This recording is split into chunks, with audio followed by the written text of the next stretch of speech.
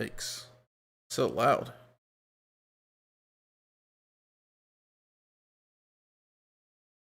What's going on here? Should be a filter drowning that out. Doing noise gate. Oh. The noise gate doesn't work on my end. What am I thinking? Okay.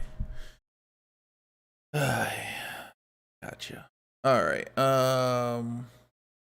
Since I'm kind of new to this, I need to kind of find my broadcast.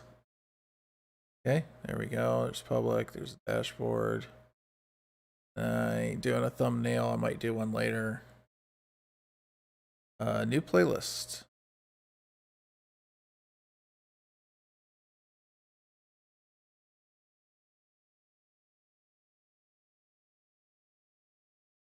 Make a new playlist for live streams. Here we go. Done. Schedule. I'm not too worried about it, dude. Alright. It's very strange though for a live stream not to have chat on the main dashboard like that. So do I have to go to just live? Mute myself off it, obviously. Everything working okay? Hopefully. Man, 1080 streams always look on here compared to Twitch always kind of look terrible a little bit. Hey CZ. Zibbel? Sybil?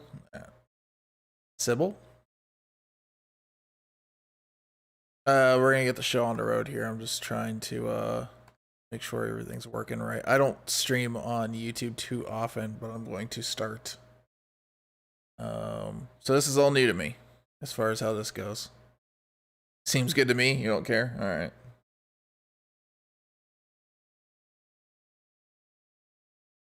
Alrighty.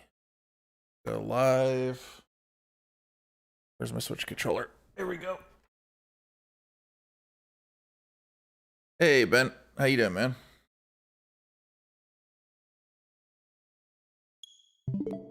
Okay, I can hear everything good. I know this game's loud as hell, so I'm gonna turn it down right away. Let's see, game. There we go. I'll just be safe and turn it down a hell of a lot. All right, well, this is kind of my goal from here on out on Tuesdays, is I have all these games or 2D based games like this, Octopath Traveler, Iconoclasts, probably think of a whole bunch more, including like older games I want to go back and play, like Links to the Past and stuff. And so with Axiom Verge, we're just going to focus on this until it's beat on Tuesdays. So the way this is going to work is that, oh, it's Short to Ground. Hey, what's up, Short to Ground? Interesting name on YouTube. So the way this is going to end up working is I'm going to keep on playing this on YouTube until I get it beat. Alright, doesn't seem too terrible so far. I did get quite far in this game and I just kind of spaced out and never finished it. And I've got a lot of games like that. So the plan, not for right now, but just so you guys know how this works, I'm gonna start recording this locally, and then hopefully what'll end up happening is with these 2D games, when I play through them, you might see me like kind of stop, take notes or something like that, because I eventually want to get to the point where I'm gonna review these. With Axiom Verge 2 on the way supposedly this year, I kind of want to get this one. It's 2015 is the date on this one, so it's about time I finish it.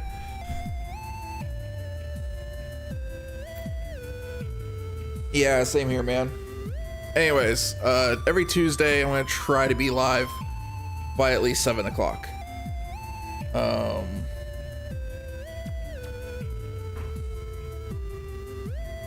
I might be on earlier than that. I might be on a little bit later, 9, but tonight I'm stopping at 9 because I gotta get ready for tomorrow.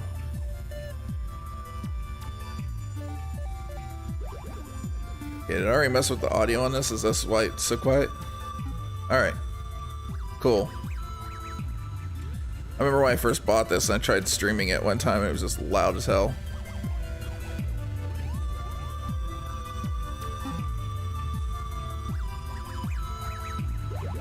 This game's weird because it uses the Xbox button layout instead of the Switch one.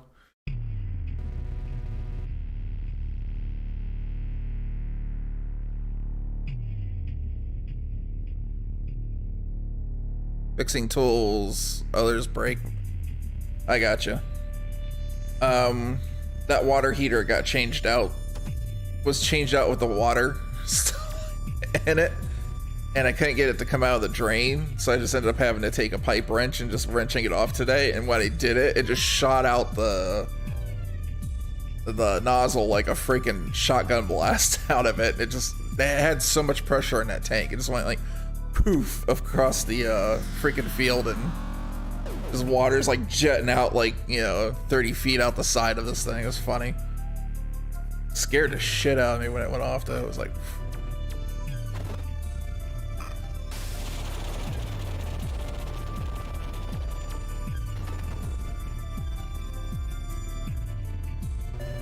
don't let anybody fix grinders. Opened up one that became a can of worms. Oh jeez.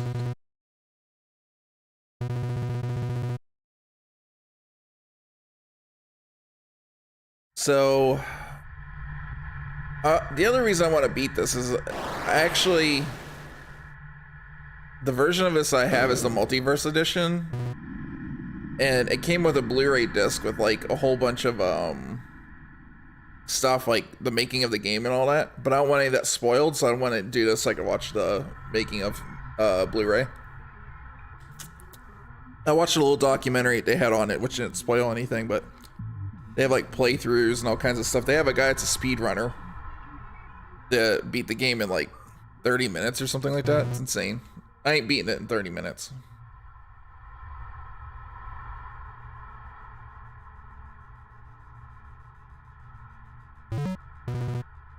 What do you guys think about the camera, by the way?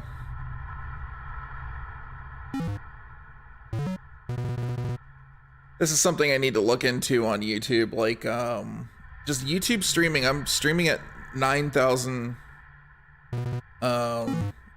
K a second, and on Twitch I do 6,500, and the 1080 on Twitch is just a little bit cleaner looking, so I'm gonna have to look into doing something here on YouTube. All right, I can't go that way yet.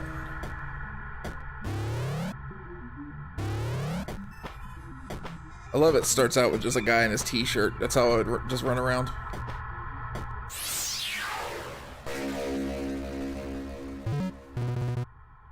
Somebody literally cracked a bearing case.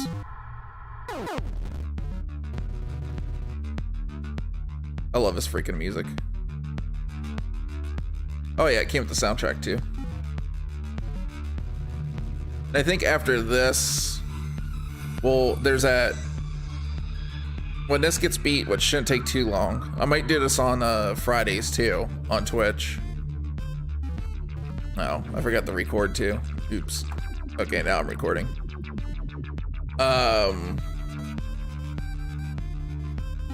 There's that demo for that tactical RPG on Switch.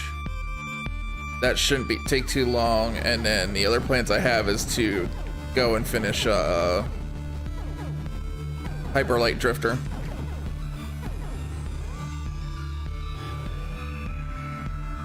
They do up to more 40 megabits per second, but it's by resolution. So at the resolution of 4K that they want, it's like starting out at 20 megs a second. I can't do 20 megs a second here. My internet's too slow for that. But I figured since we're playing a bunch of 2D stuff, it shouldn't matter all that much. It should look fairly good.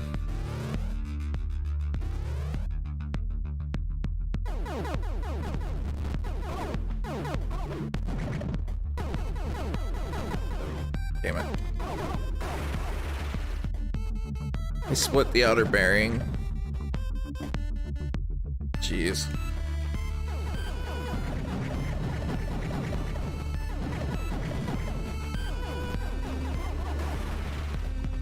I don't think I've ever had anything that bad, like turn up broken or anything like that. I could be wrong now.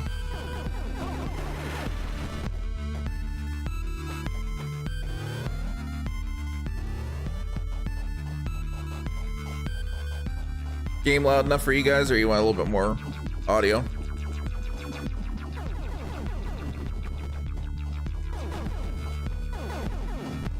I need a drill for this.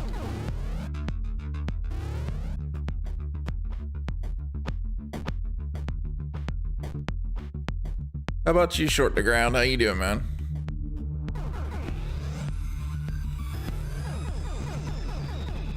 Oh, can't do this yet. Need some explosive ammo. I think I get into a boss battle pretty quick here if I remember right. Well, if you guys have never seen this game before, it's just basically this entire game, music and everything was done by one single guy named Thomas Happ, and it's basically a Metroid clone for the most part.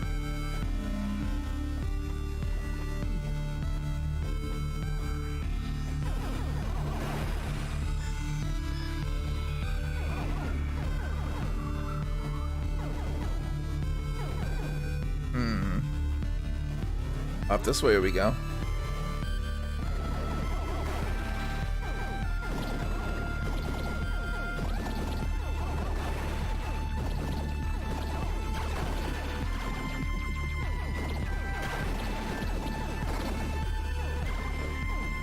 Oh, this thing shoot? I don't remember ever seeing that.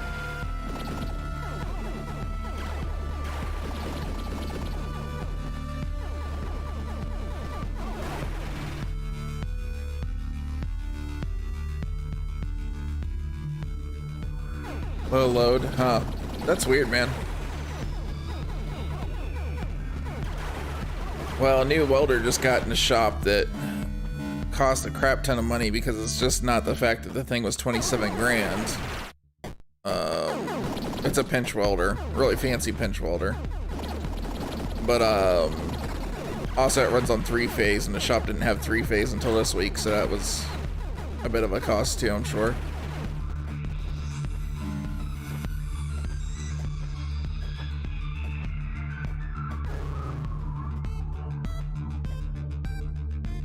Yeah, man, I'm trying to take YouTube more seriously. I do think, I try to read the room, Sky, and if, right now, the way things are at Twitch, if they keep this kind of attitude and really social ineptitude that they've been doing lately, and I just think if they don't really make a push to stand out, I think, probably like another 5 years, Twitch is gonna go to the wayside of YouTube, but I think it'll take a while. All right, so we got the shotgun blast. Wasn't anything up here, was there? No.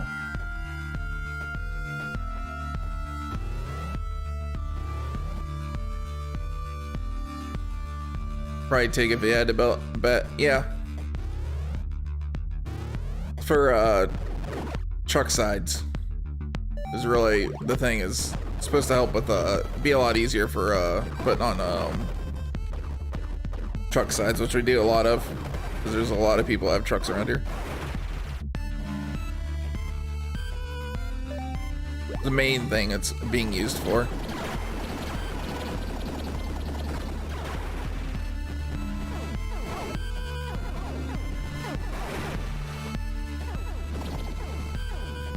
I love that effect when you hit the enemy in this. This game has a lot of really cool effects.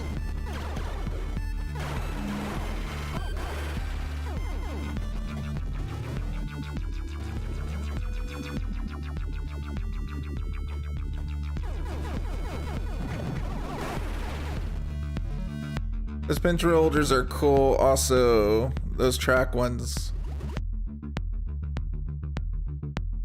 So this is on a arm, and then like the pinch holder's like hanging off a cable on the arm, so you can easily like anything that you have to like kind of like move it. It's a huge pinch holder. It's like the gun's like this big by itself, so it's a big sucker. Miller? Oh, that's immediately where my brain went to, is beer. I was like, what are you talking about?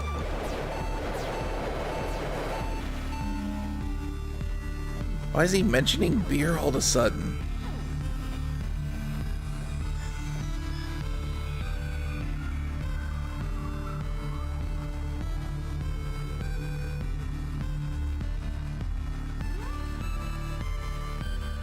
Is all but impossible? Well, you should have quality options, right? Like, that's one thing YouTube's pretty good about, isn't it? Yeah, I got all the quality options on my end.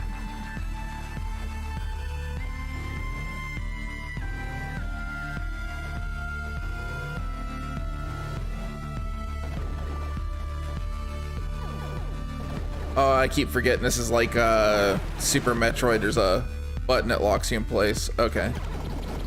That explains why I was having such a hard time.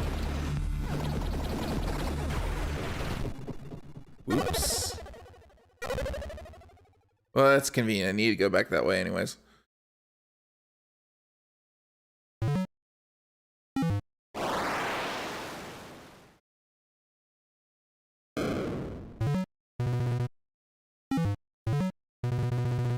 You died. We saved your...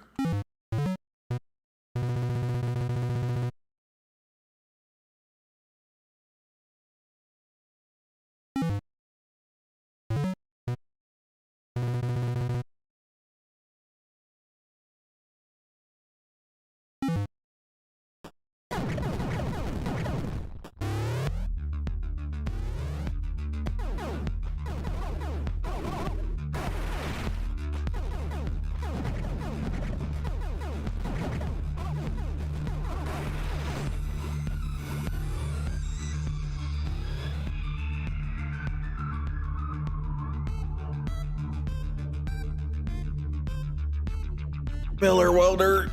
Yeah, I don't think so. Really doesn't come to mind at first one. Yeah, me too. Yeah, YouTube is better at quality options. I would say per bit rate for the video you get now, and this didn't used to be the case. But I think YouTube kind of sucks. Yeah, I'm like I said, I'm doing a 9,000 right now as opposed to 6,500, which is the max on Twitch, and it's pretty bad. However, on YouTube you can do up to 4K streaming, so there's not too many places that can do that. I just don't have the bandwidth right now, but when I move, I should have better internet, and then I will be streaming at 4K in a lot of those cases.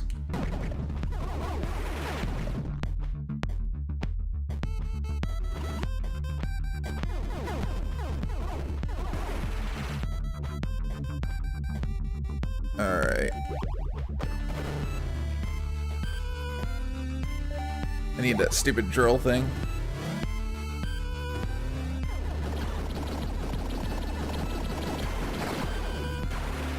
What's my map look like? Alright.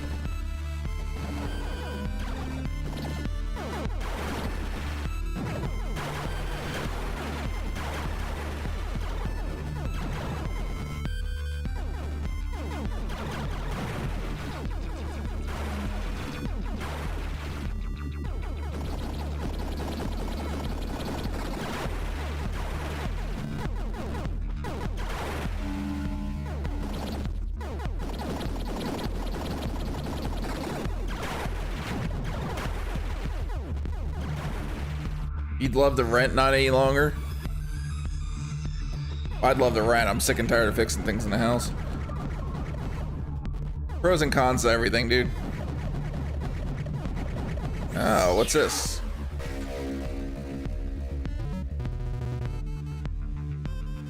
Permanently increases projectile size for weapons. Oh. I didn't even know that was a thing.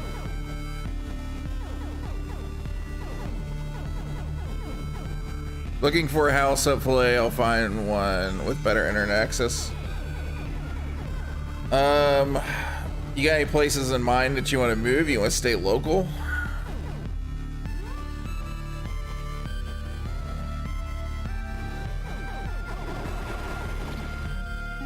Let's see, map. Can't go up. Possibly could there.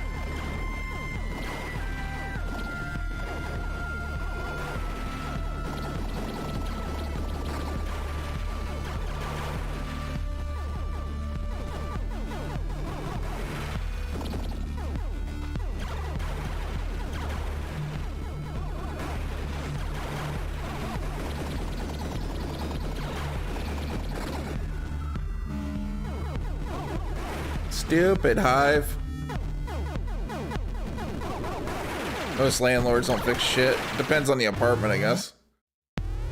I've never been in a this has got that corruption in it, doesn't it?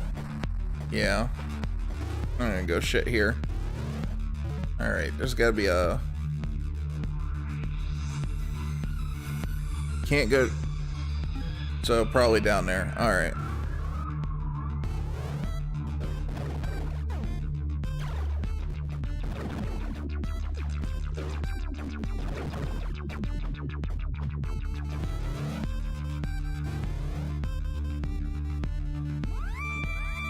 Has fiber in town? Nice.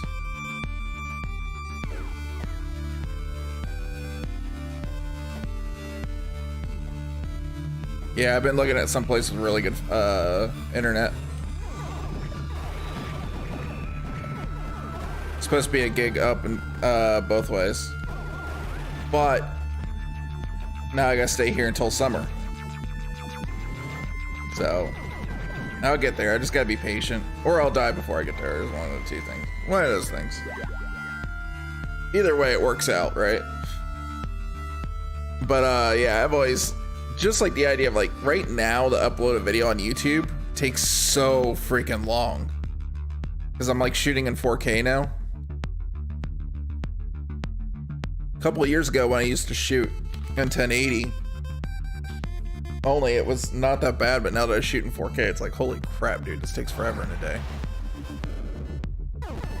And I've got this new problem with YouTube where when I upload something, it seems like I need to wait like almost 2 or 3 days for it to even get 4K. Like when I uploaded that awesome hardware video the other day, I uploaded it the night before thinking it was okay because it was a short video, you know? Nope.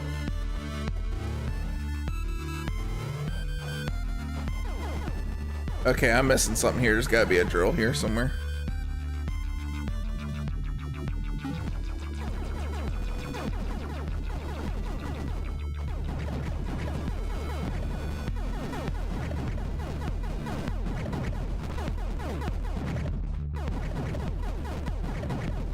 I didn't remember being stuck this so soon.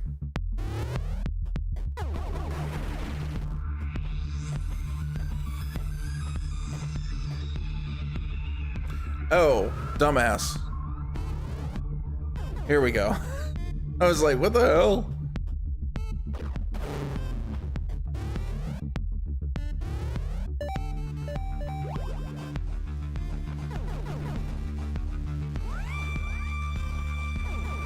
Yeah, if I cheap out and get cheap apartments, I usually have pretty crappy landlords, but if I pay like a little extra for what I'm looking for, I'm usually all right. I know it's not a solution, but you know, just saying. That's how it's usually been for me.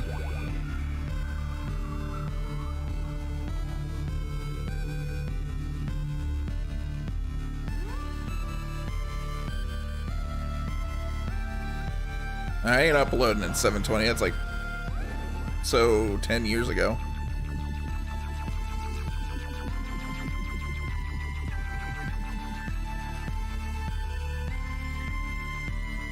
Of legit trouble. Gotcha.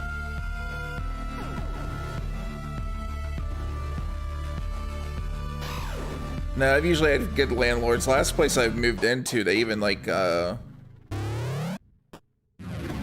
this has been like over a decade ago. But there's 2 places I was looking at. There's one that was cheap. It was obviously very cheap. And but it was a nice, you know, like some nicer amenities, like they had like a weight room and stuff like that. But I was in the Army, I was like, I could just do it on post. Another one I looked at, you could tell the building was nicer and everything. It was kept up a little bit better, but it was about like $300 more a month. And I ended up getting it, and I did not regret it. Like, anything that was wrong with that place. When I first moved in, they told me straight up, like, they were in the middle of, like, renovating the kitchen. And I had, like, my choice of, like, what kind of stove burners and stuff I wanted before I moved in. It was awesome.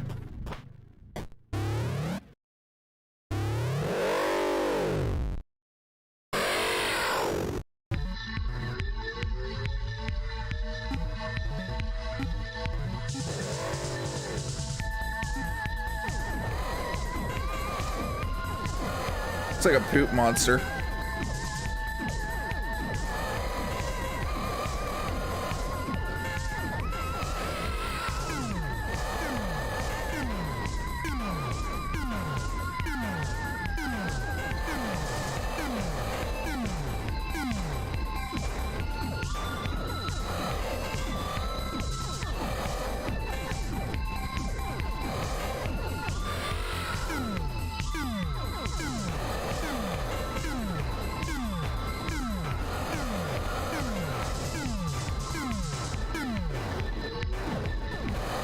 It's like he's shooting rabbit turds at me.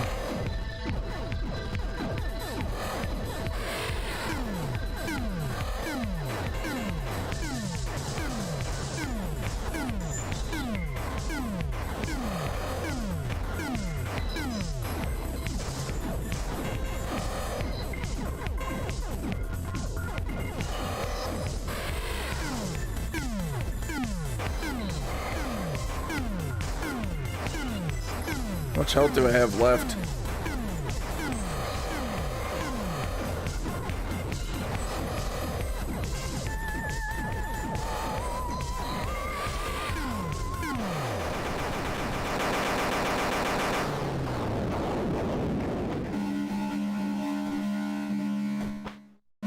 There really was no indication that he was about to die.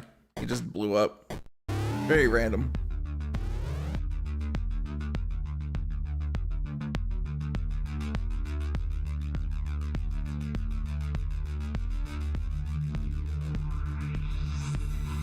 Gotcha.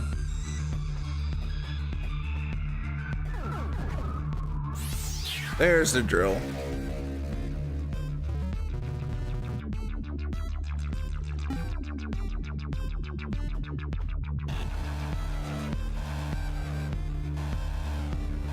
I remember this on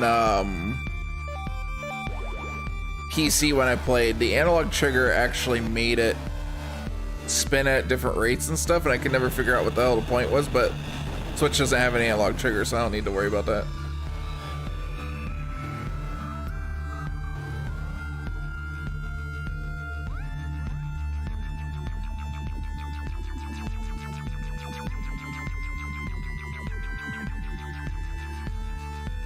Two days with the same. Yeah, that sucks.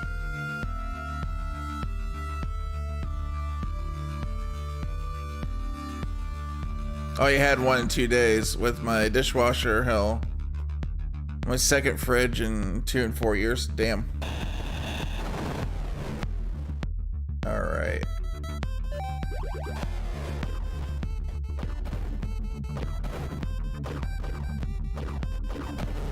There we go.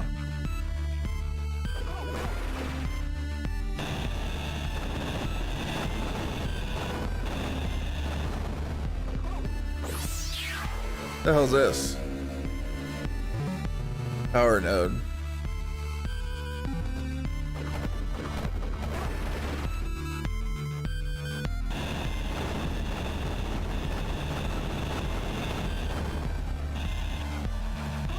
Oh, it does damage enemies. That's cool.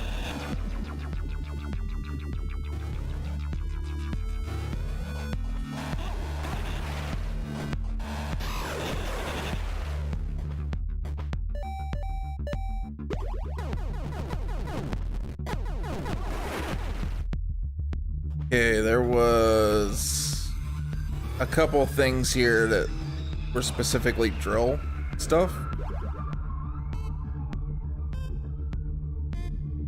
My redness got more red. Okay. Do I look red or something?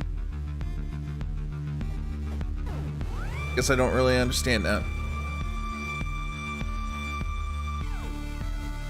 They do and they don't. I have a Maytag that's pretty damn good. I've beaten the shit out of that thing, and it did break once. It was the macerator blade or whatever inside of it, which those are supposed to be metal on the Maytag. That's part of the reason I got the Maytag, because most other ones are just plastic crap.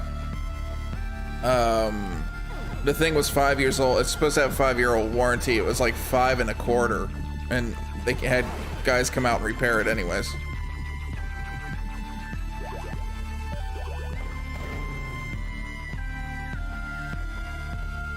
I'm of the mind that sometimes it's better to pay a little bit more for something, because as I've learned being a homeowner with a lot of this stuff, if you pay for cheap shit, you're not really saving money, because you're just gonna end up paying for it twice. It's really what it comes down to. And the problem with really cheap shit is a lot of times it's not made to be user fixable either. You know, like once it's gone, it's kind of throwaway. So that's one of the reasons I started to kind of adopt a semi-minimalist attitude, was because of when I buy things, I want to buy things of good quality, not be stuck with something I regret or just doesn't work with a damn. I know it's not always that cut and dry, but one of the things I will say is, like, most of the things I can say that I've spent a good amount of money on are still working to this day, and working fairly well. Man, we got another gun upgrade already. This is the triple shot. Yeah. Sweet.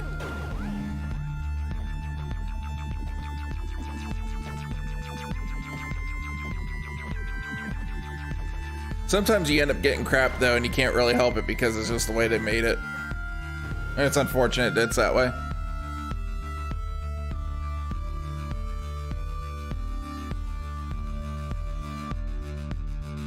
Went through two, yeah. My parents always got Sears because it was cheap, and it just seemed like they were always replacing Sears appliances. I was never impressed with Sears stuff, like the Kenmore stuff.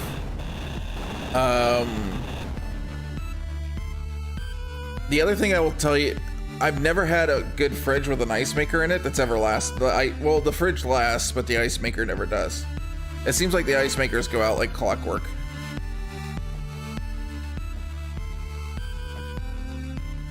That's one of those things I want to learn how to repair, is ice makers, because it just seems like they keep constantly going out. I should have probably saved.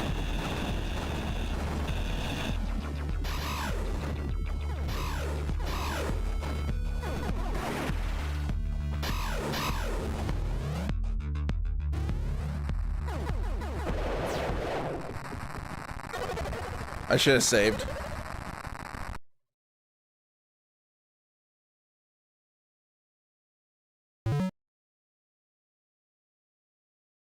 But the power supply, they still came out and fixed it? Yeah.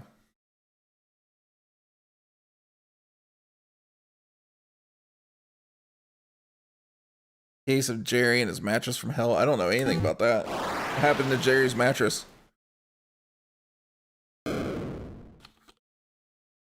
I have a new mattress too, and it's got a topper on it, and I think honestly it's a Tempur-Pedic. I think I'm gonna take the topper off and see if it's better, because there's been a couple of nights I sleep on it and I have such a stiff back in the morning, and I'm like, dude, you're supposed to be a good mattress. What the hell? I think it's the mattress topper is like really stiff.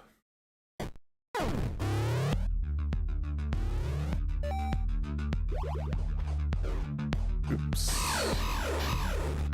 Is this the right way? No, but I can go this way. Okay.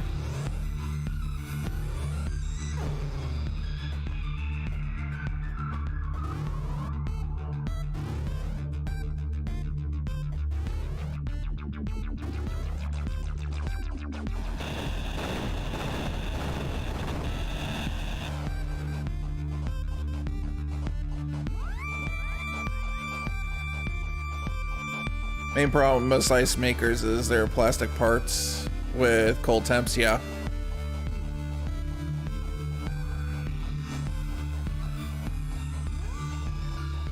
Started leaking air. You got an air mattress? Cost him like 10K? Dude, no way. I just don't even think I would get an air mattress.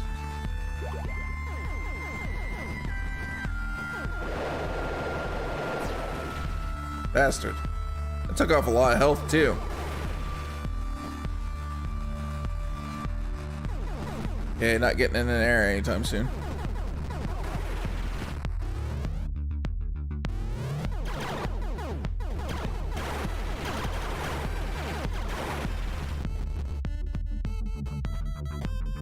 I need the what is it? The corruption tool or whatever they call it. Yeah, I don't know if I'd pay 10K for a mattress either. Holy shit. Like, I thought I paid a lot for a mattress. Like, every time I feel like I'm gonna feel bad about spending a certain amount of money on something, then somebody like goes and tops it by like 3 times.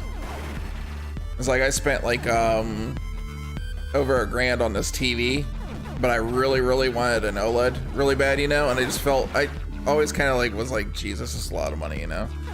And like 2 weeks later, I talked to one of my buddies, and he spent like on his entertainment room. He didn't get a TV, got a projector set up, but he spent over $6,000. I was like, holy fuck, I don't feel bad now.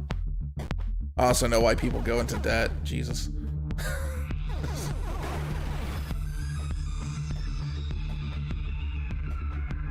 I think I might have fucked up.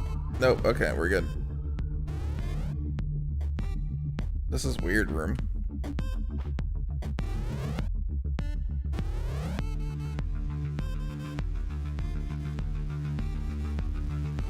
Air leaks. So if it broke, they didn't replace it. He's just out 10 grand, especially for that amount of money. You think something that costs that much would have like a lifetime warranty on it, especially an air mattress.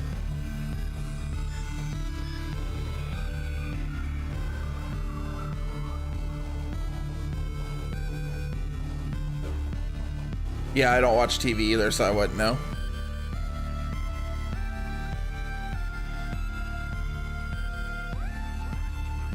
Is it like the Sleep Number bed?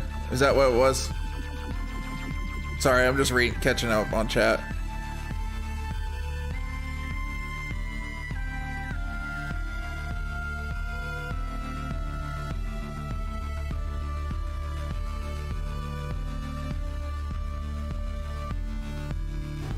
I've seen the Sleep Number one. Every time I see it, I'm kind of like, no. Well, I messed up and didn't find a save spot yet. I tend to die in these games a lot. Ooh, Hollow Knight's another one I need to finish.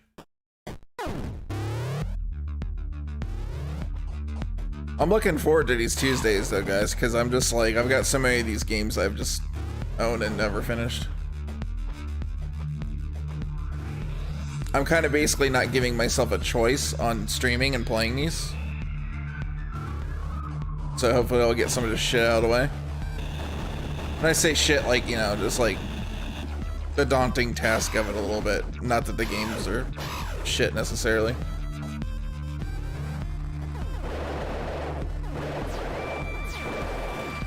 Ah, you didn't get me that time.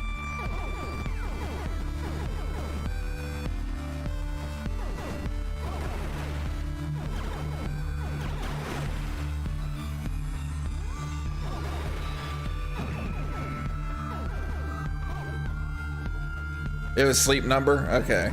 Yeah, I've seen the commercials. I didn't know they were 10 grand. Holy crap. Screw that. Especially for something that's basically an airbag and just like a couple easy buttons. It's just like an air pump and an air mattress, you know, that's all. No. That is ridiculous.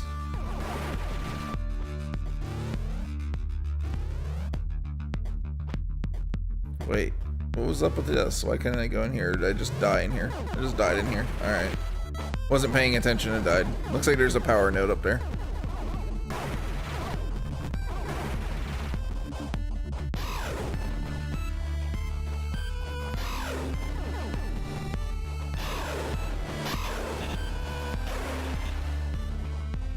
guys see that Best Buy laid off 5,000 employees?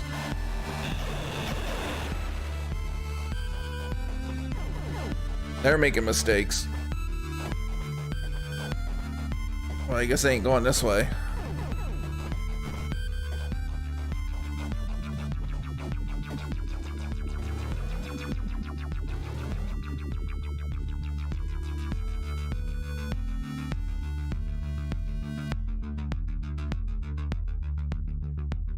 Since he gets done at 2 a.m. Damn. That's a late shift, dude.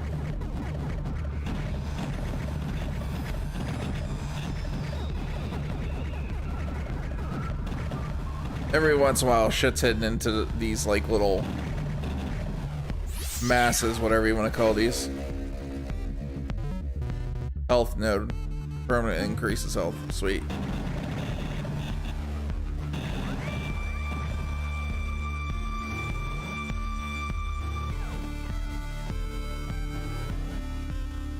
Okay, new area.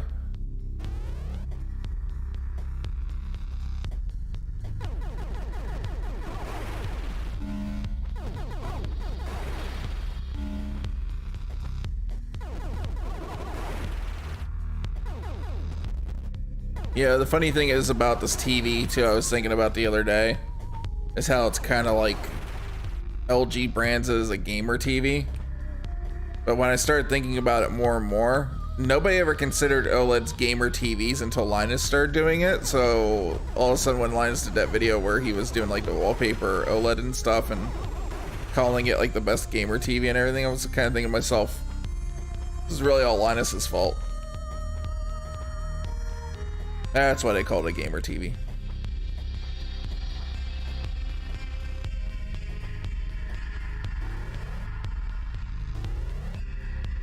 Yes, save spot.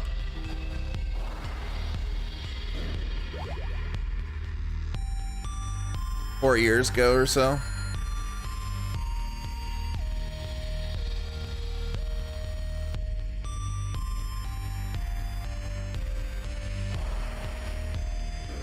There's a couple things here and there I found in the blood sack, so I played it last time.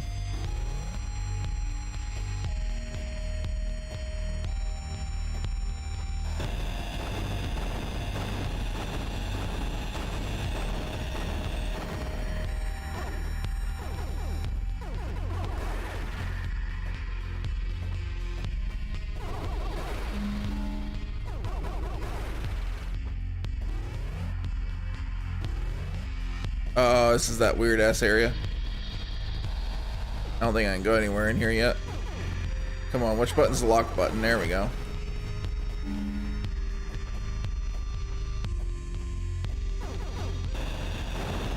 Oh, well, shows you why I know. Oh yeah, I have this. What the hell am I doing?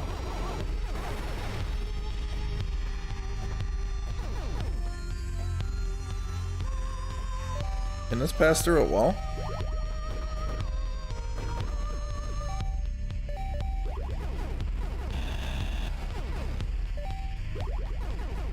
Some kind of weapon that can pass through a wall that I don't have yet.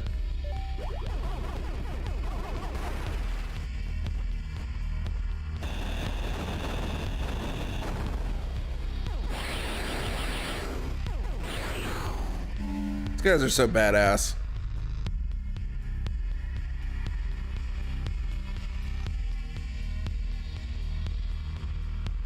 Wish we had a micro center around here.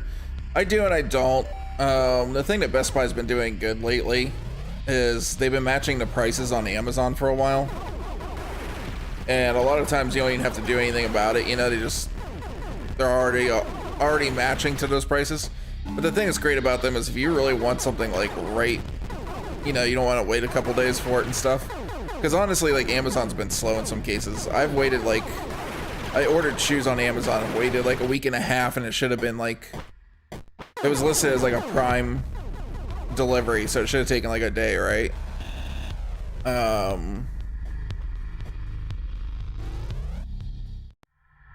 So when it comes to at least electronics and stuff like that, Amazon's cool, and then that a lot of times I can get stuff for the same price and not have to futz around with having it delivered. I can just drive out to the store, and then their delivery's been pretty fast too.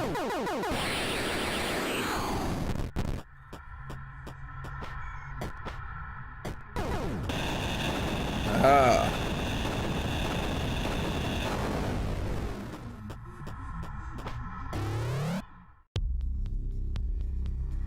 Is this a new area?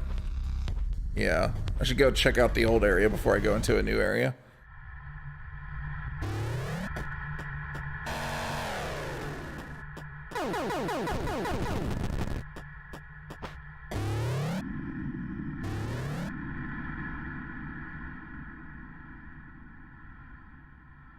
%of the time, nice. I think it's just nice that Best Buy's in so many areas and that they cover, that they have a lot of shit that like I'm looking for. But the thing that sucks about them laying off 5,000 people is they're not hurting. They've actually been doing better in the pandemic than they were before. I think if they, everybody's assuming that they're trying to,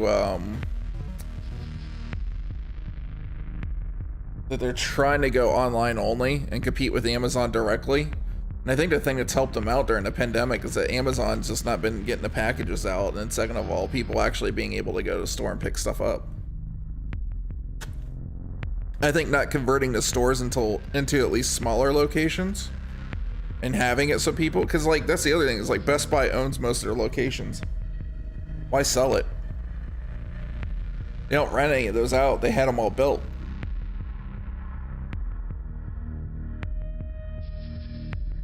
So Memory Express is also Micro Center? I didn't know that.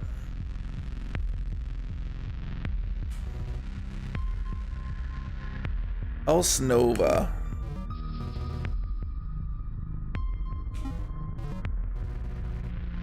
You're connected through the Mind Machine. Power filter, I am dying.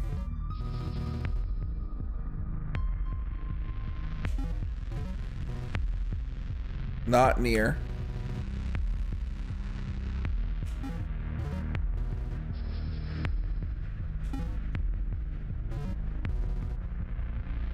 Okay. This is the thing I needed to, So this weapon can go through force fields. Alright.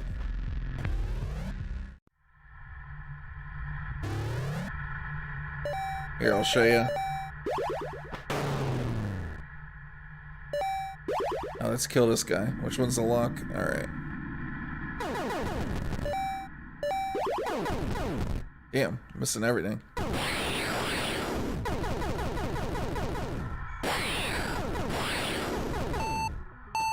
Oops.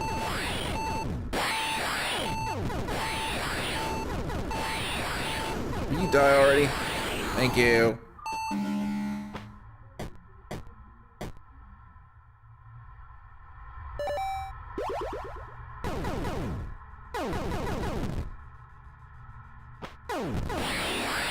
Ooh, mistakes were made. Okay. I fucked up. That's okay, there was a save station nearby. But yeah, I thought it was pretty shitty. Then the other news that came out this week that I thought was kind of crap was that they found out that all these controllers, like every single one of these, so I thought it was just like the Switch controllers, like the Joy-Cons had drift on them really bad. So it doesn't matter whether you bought a Pro controller for your Switch, if you bought a PS5 controller, PS4 controller, doesn't matter if you bought an Xbox One or even the freaking Elite controller. They all have these sticks in them called Alps sticks, and apparently the reason these are notoriously bad for drift too. So they have a certain, like, what they do is they rate them in rotations, and so I think it was, I can't remember the news outlet, but I'll talk about it in a future video. But I'm gonna talk about when I talk about the kind of my like going back into like my Elite Series 2. These things are rated for only so many rotations, and they took the average game, like a first-person shooter, and looked how much the person was using it in average gameplay. And they had figured out if you play 2 hours a night every night, that these things will only take 417 hours is what they're rated at before they hit the rotational max that they're rated for. For a controller, it's $70 a pop. Kiss my butt. You should be sued. The thing that kills me is the Elite controller. They said the Elite controller, at least the current one, the sticks aren't plastic, they're metal. The other thing that they said about those is it might be different because they have there's sort of like a Teflon ring in the stick. And so that Teflon ring is, I never went up, did I? I should go up and see what's up.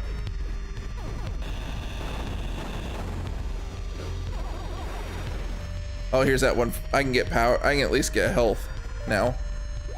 I have this guy. Nice.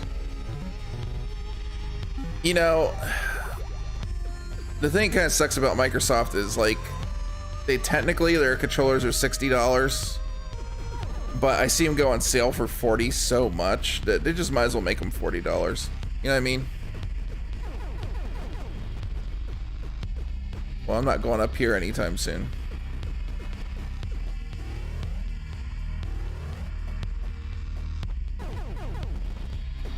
At least that would make the pill a little bit less harder to swallow, but at that point it's like, why just get third-party cheaper shit? I'm gonna have to look at a teardown of this guy right here. This 8-bit controller and see if it's using Alps, because like the sticks are, they're a little smaller. They might not be Alps. They might actually be using better sticks on these things. Speaking of which, I'm gonna switch over to this because I think the D-pad on this thing's gonna be a little bit better for me.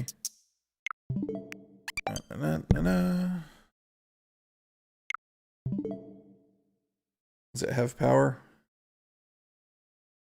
It has power, but it didn't do what I wanted it to do.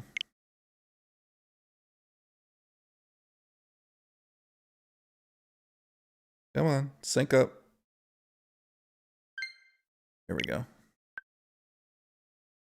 I think it's a better controller for a game like this.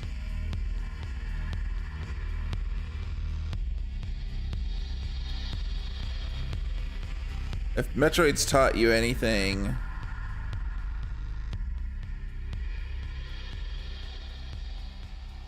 after you get it,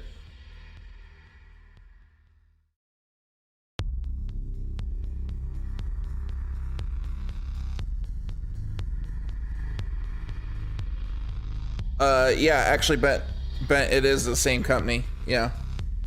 So they said probably what does the most damage is when you're moving the sticks around, they grind on the edges and stuff, and then the dust gets down into the sticks and it screws with it. They said they were able to get a couple revived, but with the Elite controller, since it's metal, there's no dust because there's like these Teflon rings, and then the actual sticks themselves are metal too, so it's just going on that, so it's not like really doing that in the same way like a plastic stick is.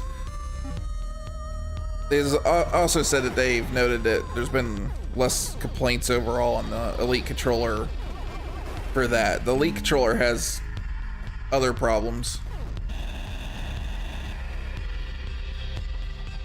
It's not perfect, trust me. I've run into the same problem again with my Elite controller. The same exact problem.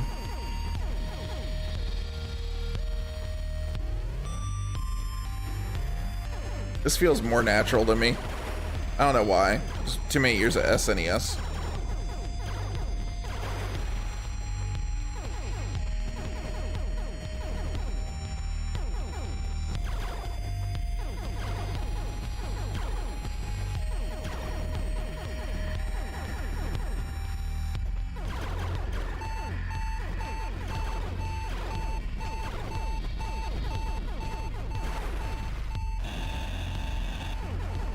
Well, can't go that way.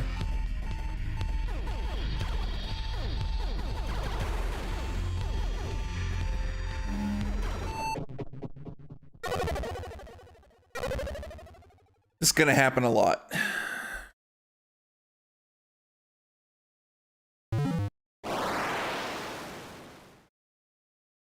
Anyways, I think the camera looks nice tonight. I've put some work into the camera to see if it'd look any better. I like it.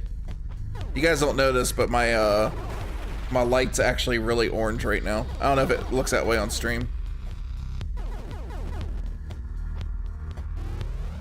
But it helps with my eyes. It's not as headache inducing. I was like, I got this really nice camera. There's gotta be a way I can have orange light and not have me look like a fucking orange. Boomers love 8-bit though. I don't think boomers love video games, dude.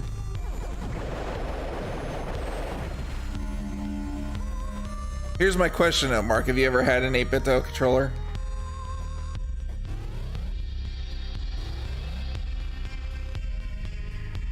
On your phone, so hard to tell. Gotcha.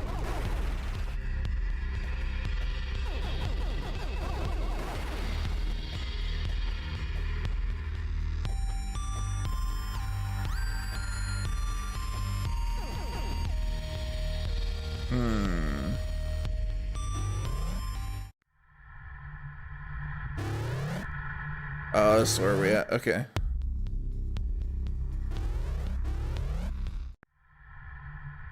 I'm heading that other direction where I was before. You haven't? They're nice, dude. They're really nice.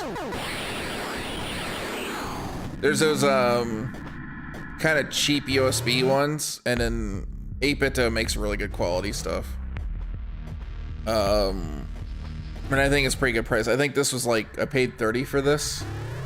This is a little bit older design, so when I got it, the battery is completely dead in it, but thankfully it wasn't like damaged or anything too bad. I think this normally goes for 40. No, I think this is 30, and then there's one with like grips on it and stuff that's a similar design. I think that's 40.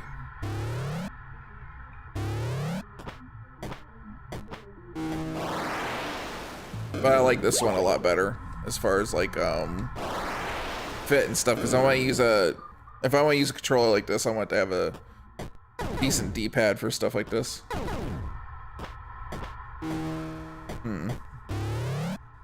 It was just a save spot, that's all it was.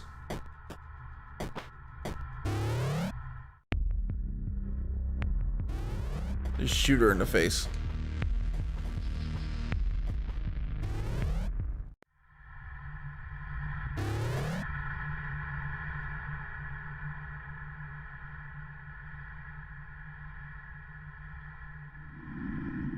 Well, in the bed, it's okay. Yeah, so I'm using another LUT. So I'm on a picture profile, but I'm using picture profile today called Hybrid Log Gamma. It's called HLG, but it stands for Hybrid Log Gamma. And then there's like different ones. There's like ones between it goes like just HLG and then 1, 2, 3, and the difference is like how much dynamic range it can pick up between the different ones. The only thing is like the only color profile will do is just like regular Rec 709, or you can do 2020, which is basically HDR. But this camera can't really do HDR because it's only 10-bit, but it does extend the color range a little bit. And then I found a LUT for it, which LUT is a lookup table for color, and then you just put that into OBS, and then it like it's like basically color grading. So you can make LUTs, and then it just like you can color grade the way it looks, and then you make what's called a LUT, and then the LUTs is sort of like a save file in a weird way. But LUTs are nice because they work in so much stuff like video editors and everything. So when I film, I can just use the LUT on that, and it'll come up the same.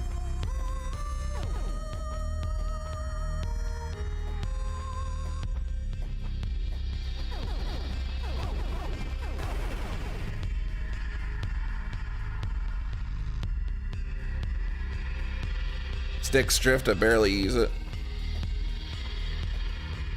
Maybe like an age thing, maybe it just broke down. Probably been sitting around for a while if it's a 360 controller. Xbox One's been out for almost 10 years. Maybe it was like a liquid or like maybe like a lubricant that they use in the sticks that maybe broke down.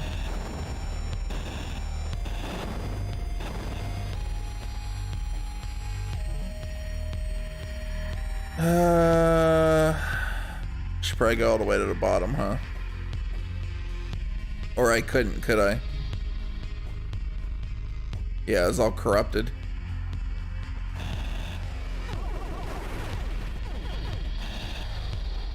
So I need to find out one weapon that decorrupts stuff, and I know that's, I think, near an enemy.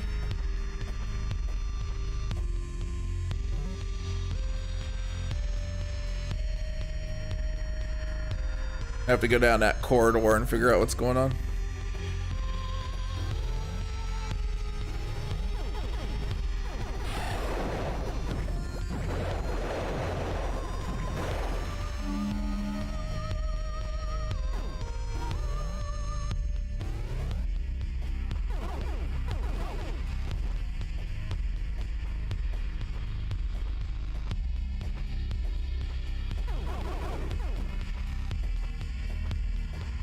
I like how AAA developers won't even touch games like this anymore. It's like, it doesn't make the money because we can't charge a whole lot for it because it's an old pixel game. You ever consider like maybe if you make a really good pixel game, maybe a fuck ton of people will buy it and you still make the same amount of money? You don't ever think about that, do they?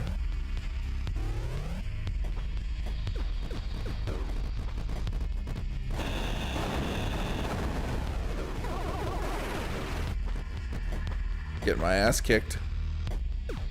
Little mushroom guys are a pain in the ass.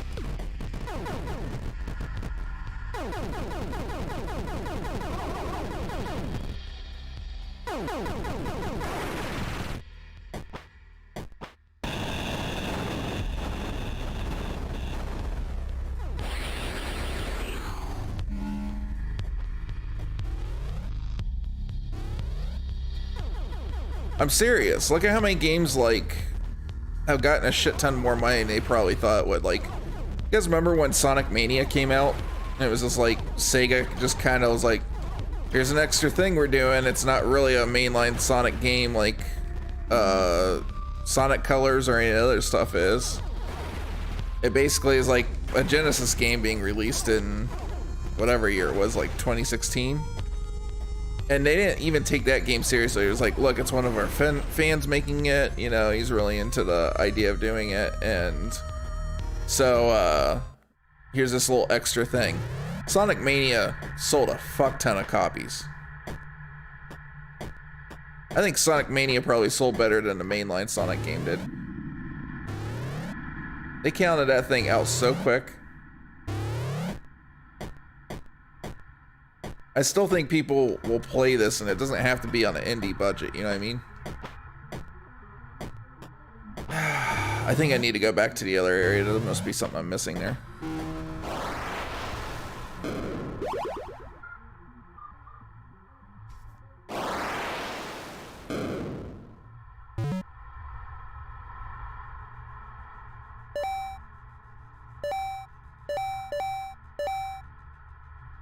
Maybe I can open one of those areas I couldn't open before.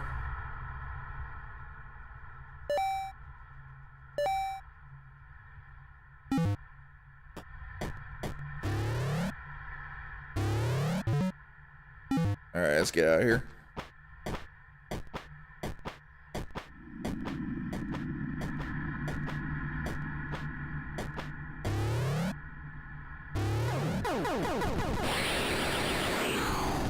Can't go this way, so I just killed that guy for no reason. Just wanted to. Spores. Yeah, like you can make one, and it's not like a huge risk, you know. You just make it, dude. Just do it. Just stop complaining. Just do it. Man, I gotta go all the way back around because I can't jump up that high. Son of a bitch.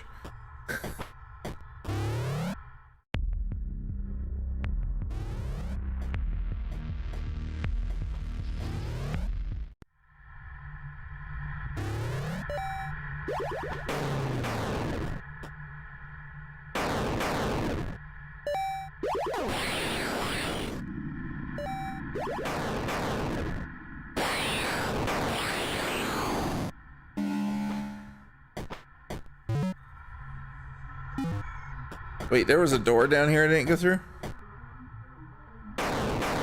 Why didn't I go through it?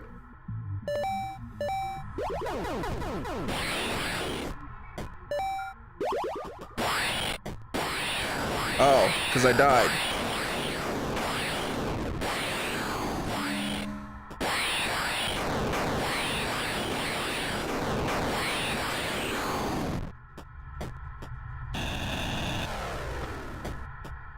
Can't get in there yet. All right.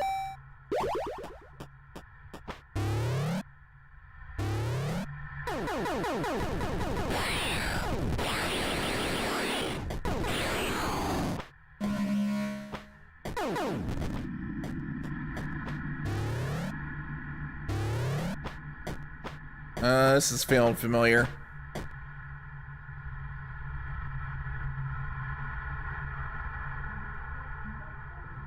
I mean, even Sonic Mania had DLC, so it's fine if they want to do DLC, right? What's the matter?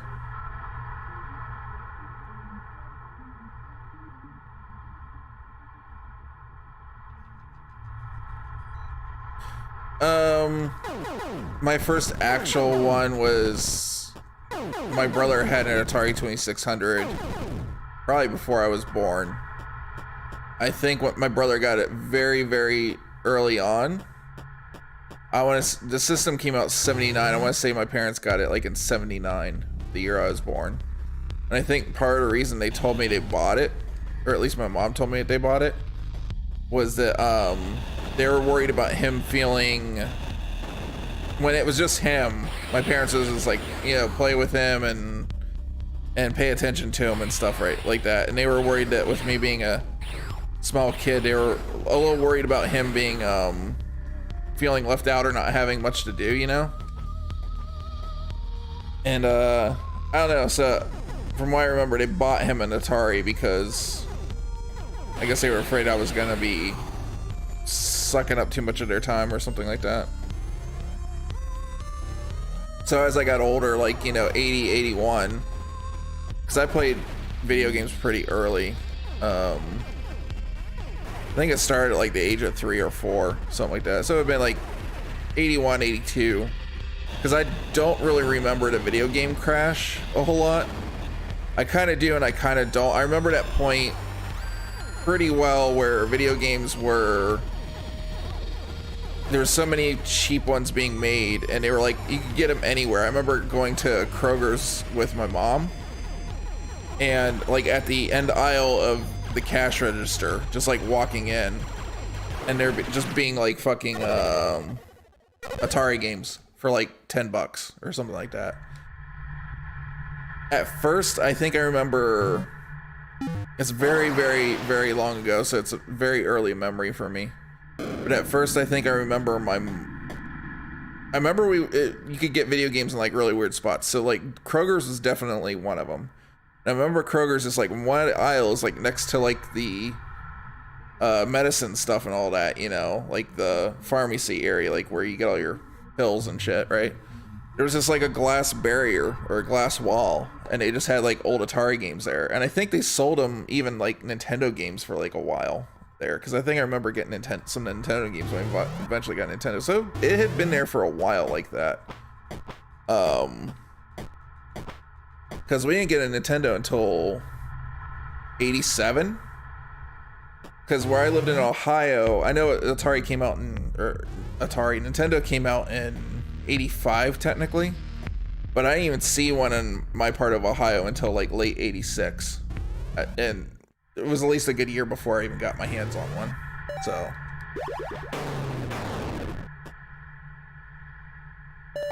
but I remember that. I remember going to there, and then even like in the 90s, like later on, I still had my Atari. And there was a dollar store in the mall, and I remember walking in there and they had piles of brand new Atari games for $1 each. And not like shit ones either. Like I got like Midnight Magic and like Dig Dug and all kinds of shit.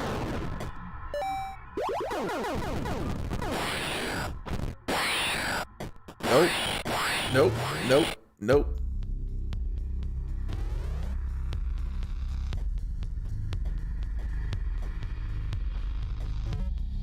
Where did I make a wrong turn, guys? Oh, I was supposed to go all the way to the bottom of that one room. Shit.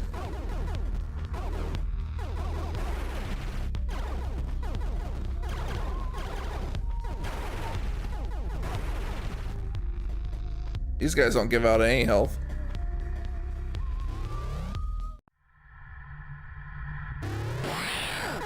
That fucker's still here.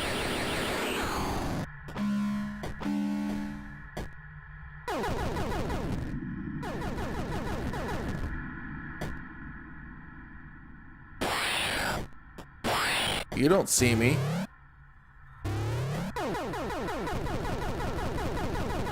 Come on. Come at me, fucker. Or don't come at me. Don't come at me. And you stay over there. It's fine. I'm gonna die a lot doing this, ain't I?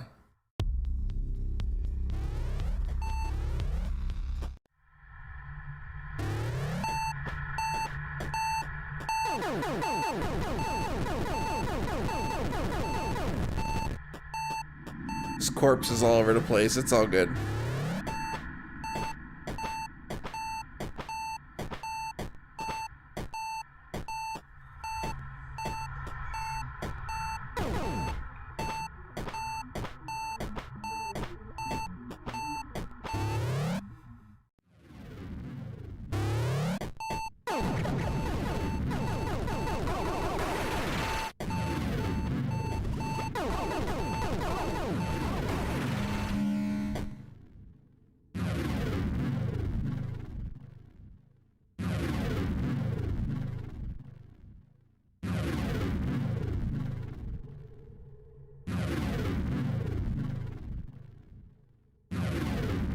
I think my favorite console was the older PS1 or PS2. Lots of fun. I think mine's still, well, without a doubt, my favorite console is the Switch, and I'm amazed by that because I really honestly thought that just because of how old I am and nostalgia and stuff, it was definitely the NES, and then it became the Super Nintendo after I got that. And then I just used to think it was nostalgia because I never really felt strongly about the N64, and I know a lot of people like the N64. I'm not saying the N64 is bad, but if you just look at the amount of like good games on the N64 compared to the other two previous Nintendo consoles, it's no contest in my mind. I think the N64 just, it felt like very much like a Nintendo system. There wasn't a whole lot of like really good third party on the N64 in my opinion.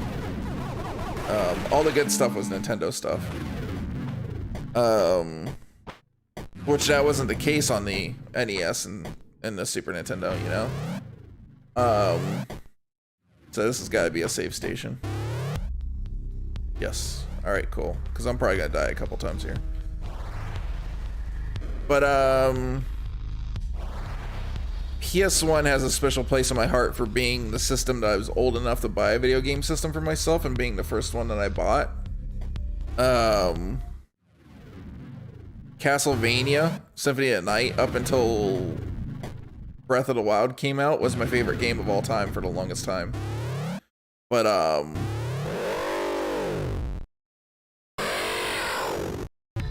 what's up, dude?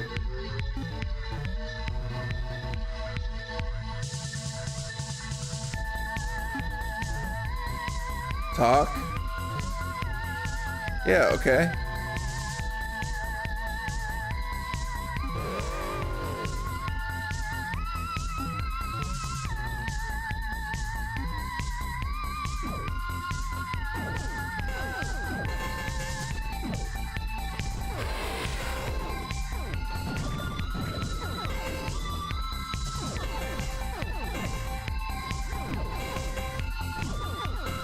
Which part am I supposed to be hitting?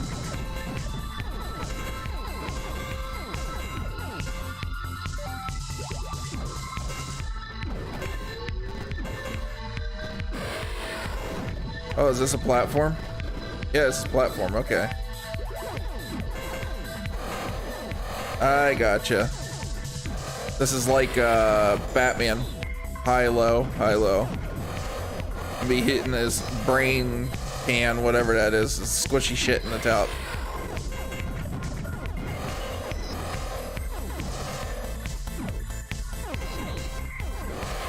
Oops, you bastard.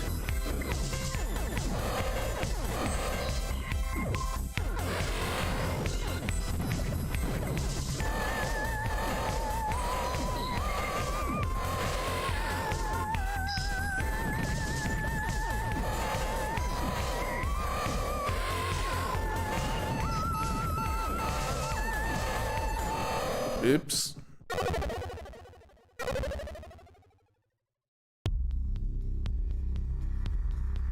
Yeah, there's just too much good stuff on Switch. Like both Nintendo and third party. The thing that Switch did really well is there's like, for instance, there's like all these games here, and forgive me, I'm just gonna go through real quick. But like this one here, like 2064 Read Only Memories, is actually, if you know what now I'm not gonna remember, Snatcher on the Sega CD was. It's essentially like in that kind of same vein, and you just got like fun stuff like this. A lot of the good like last gen games came over, and in some cases like Alien Isolation actually has like better visual quality than the last gen systems. It's kind of nuts. It's not too often though. Don't think it is. But then you have like a lot of games, for instance, like this I just played the other day. Like nobody knows about this. Is Bridge Strike. If you ever played River Raid back in the day, this is River Raid basically. It's really good. Cadence of Hyrule, basically 16-bit Zelda, but in a rhythm fashion. I like rhythm games. Let's see. I was gonna use a couple examples here, but also like you have old collections like Sega and Castlevania series and all this stuff. A lot of the indie stuff is really good on here. But then like for instance, you have games that kind of got like skipped over from like the previous generations and have like better versions on here, like Ghostbusters Remastered. This we need to play one night, by the way. It just looks crazy. Katamari Damacy. A lot of people didn't play that, and that was a good PS2 game. Same thing with Okami HD. Ni no Kuni from the PS3 days. No More Heroes from the Wii. So like the best way to describe the Switch to me is like it's like taking all the older stuff and some newer Nintendo stuff and then some indie games and just taking all the best of that and wrapping it together. You know what I mean? It's hard to argue a system's not good just because the games are older, especially when you're taking games that were like niche games that a lot of people didn't play that much of. And because there was like other games like Call of Duty and all that stuff back then too that people played, the masses played, right? So a good game's good for like a long time. And so to take stuff like the Sniper Elite series, Darksiders, you know, Red Faction Guerrilla and stuff like that and putting it on here and giving people a chance to play it was pretty smart. You know, it goes to show you that they didn't really need a whole lot of power for this thing. They just needed to pick and choose like some of the best games that nobody ever played from like the last few generations.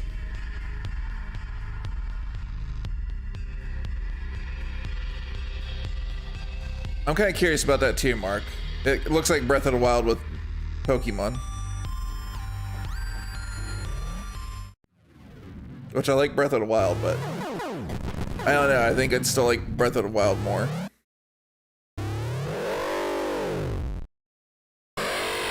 Hey, we talked already. Hey, don't make me talk again. It's awesome.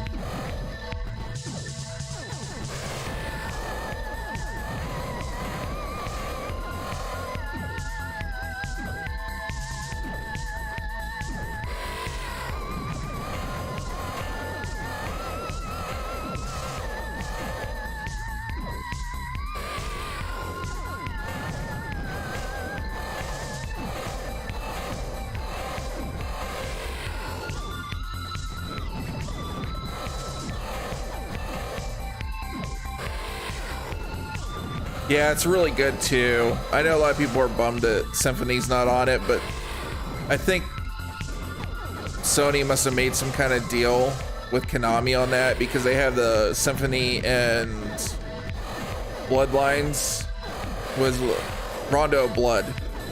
They have a Rondo of Blood and Symphony of the Night on the PlayStation, and it's got to be an exclusive deal that Konami made. Oh shit, I fucked up.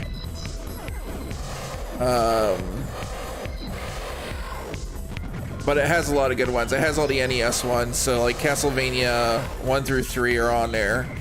The 2 best Game Boy ones are on there. So Adventure, but mostly Adventure 2, which is probably the best Castlevania. And then like the Game Boy filter is really cool looking because it actually looks like a Game Boy screen. It's really neat.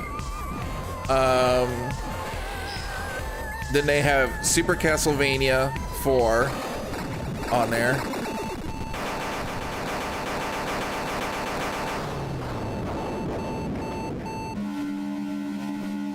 Thank you. They have Super Castlevania 4 on there. They have Castlevania Bloodlines from the Sega Genesis. I feel like I'm missing something else. I think that's it though. So it's the 2 Game Boy games, the 3 from the from the original Nintendo, the Super Nintendo and the Genesis one. And then as like a bonus on there was a game called Kid Dracula that we got a version of it on the Game Boy, but we didn't get the Famicom version. But it's basically kind of like, think like Castlevania, but it's like got like Mega Man a little bit, like you shoot and stuff in it. That's actually on there and it's translated and everything. There's a couple things they had to take out because there's an enemy on there, believe it or not, that has like he basically looks like a hooded Klansman. And in the Japanese version, he actually has a swastika on his forehead, so they had to take that out of there. I think maybe he's still a hooded Klansman, but I don't know. I haven't gotten to that part yet. He was like the first enemy too. And then the system actually has like, there's like a kind of like a book that goes through like the history of Castlevania on it. And then one of the things they added in a patch is there's a Japanese mode. So you get all the Japanese versions of the games available on there too. So like, for instance, like Super Castlevania, there's some slight differences in the font. The chain whip sounds a little bit different. The biggest difference you're gonna find is in Castlevania 3 in Japan had an extra sound chip on it, and that sound chip could also do like some extra special effects and stuff like that that wasn't in the US version. So the music actually sounds quite a bit better on it and stuff. But also like typically like the difference between Castlevania games in the US and in Japan is it's like it's really weird. Like it actually starts off harder in the US, where in Japan, like the enemies scale up per level you go. So the higher the level, the more hit points that an enemy will take on you. So when you first start out in Castlevania, it's way easier on the Japanese version, the first couple levels, but then it scales up much harder, wherein all the enemies are the same hit points in the US.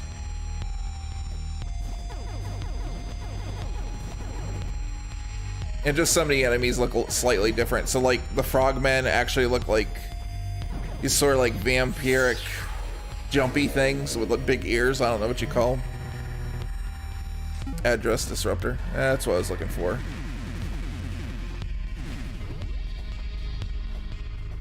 Okay, so how do I get out of here now?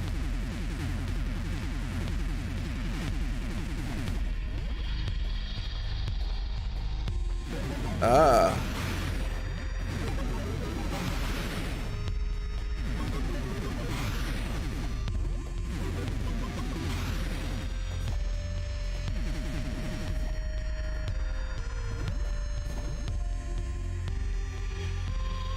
Yeah, it's pretty cool. One of the things I'm waiting for is Limited Run has a Konami's actually letting them make a physical release of that collection. Oh yeah, I'm buying that. I just recently picked up there's a physical release of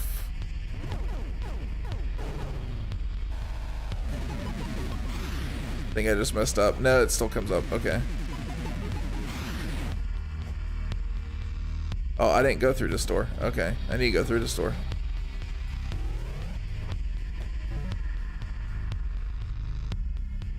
Yeah, that wasn't taking me anywhere. All right. So this is all new.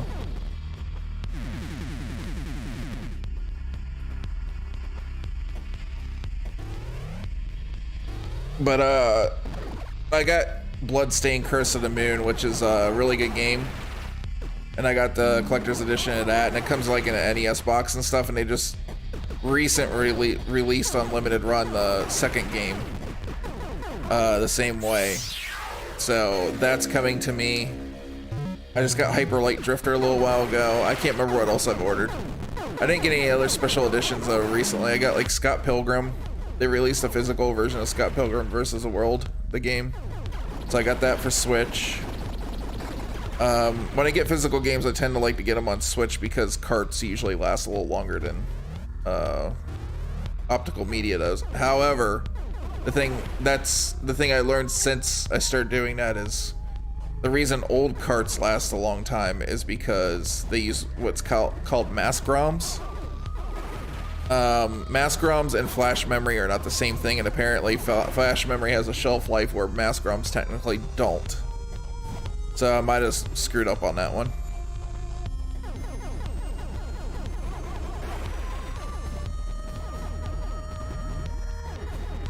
Time's only gonna tell on that.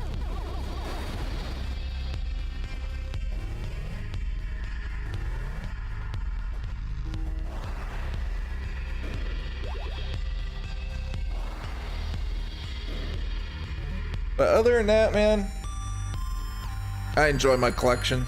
It's fun. But the other night I was just like, why am I gonna like pull the cartridge out and play Hyper Light Drifter on the cartridge when I already own it digitally? So I just re-downloaded it. I've got a 512 gig SD card in my Switch. It'll fit. But it's cool that I have the physical version too. Because one day the store's gonna shut down.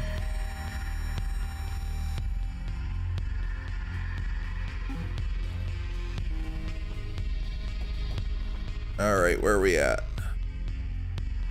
Still gotta explore down here.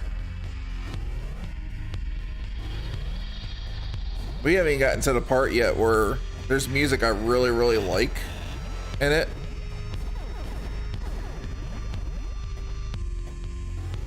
And I want to reach at least that far. Ooh. Hi there.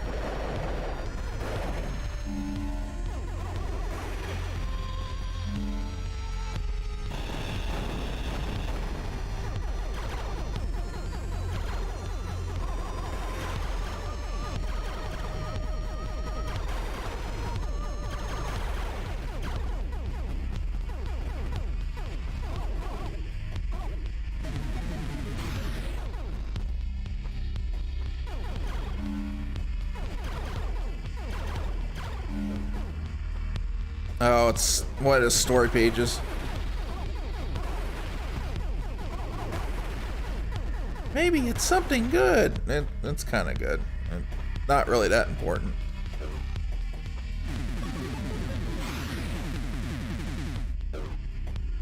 Huh.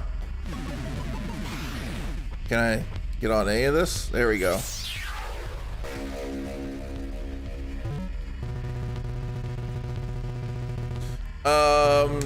Honestly, they're not entirely sure, but Flash is just crystal, right? And crystal breaks down over time. So the good news is any game that has been stored on Flash so far has not shown any bit rot yet or any problems like that. But yeah, it'll just break down over time. They're pretty sure. Because the difference being is mask ROMs, I guess the difference is like, if you look at the way it will fit. Yeah, it'll fit. If you look at how memory works, it's kind of like flash memory is just like crystal, and then like electricity or something like that etches away at it. So, you know, like a CD kind of has like pits and stuff in it. Flash memory is kind of the same way. Well, mask memory is the same way, but it's different in that I guess it's a different, more robust material.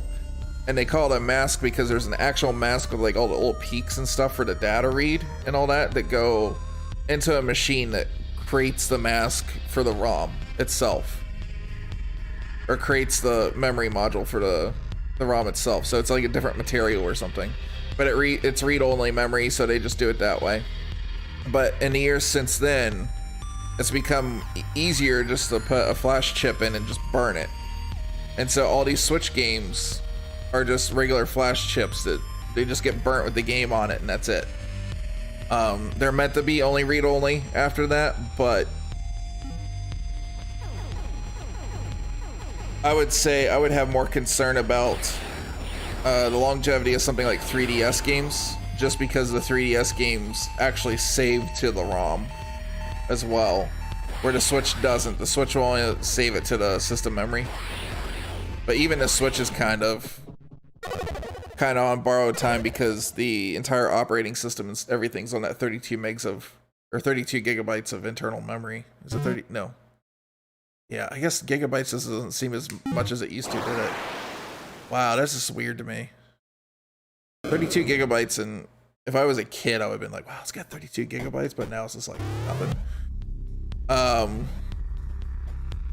But yeah, I mean, even the built-in MMC will eventually degrade. The good thing is on all the Switches, though, it's socketed, so I'm sure by the time it does, somebody will figure out, you know, how to burn the Switch operating system, and especially on the one that I have, it's a not quite launch Switch, but it's old enough that it could just be hacked, you know. But I think all Switches will eventually just get opened up.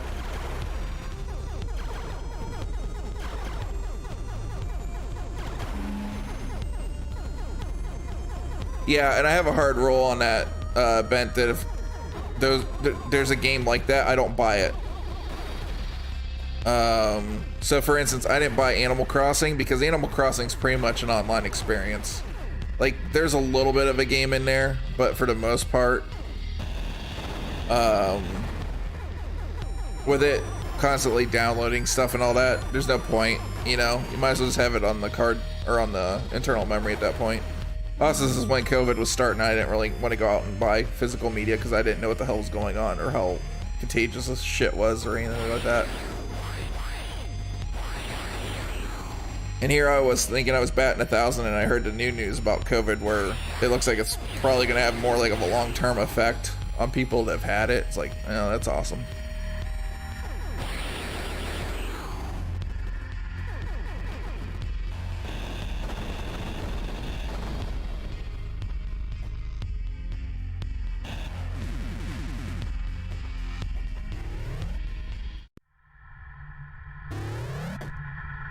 It's not even RAM. I think the Switch only has 4 gigabytes of RAM. Well, I know it only has 4, and then there's a development version of the Switch that's 8 gigabytes of RAM. And if you saw one in the wild, you wouldn't be able to tell any difference between it and a regular Switch. They look the same.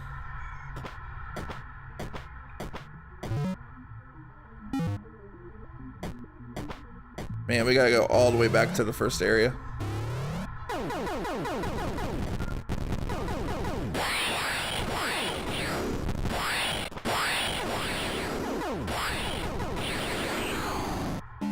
Give me energy, fucker.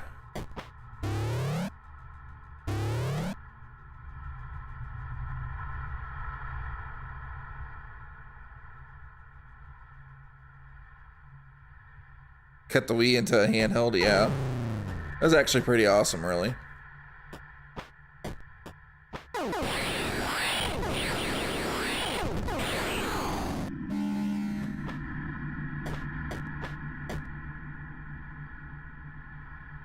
Didn't realize it until after you bought it.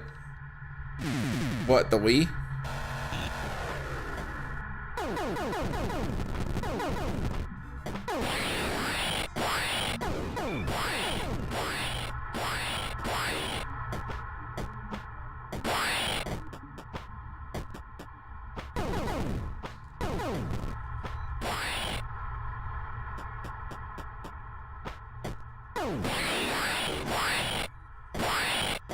Sorry, need to go this way.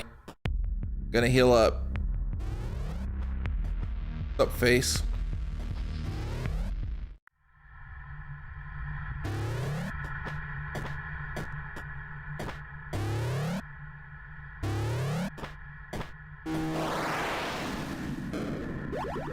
Sweet.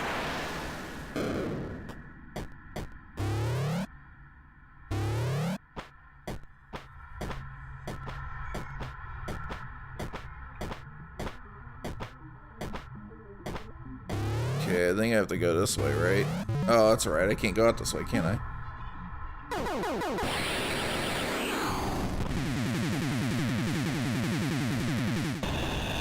Oh yeah, I can. Sure.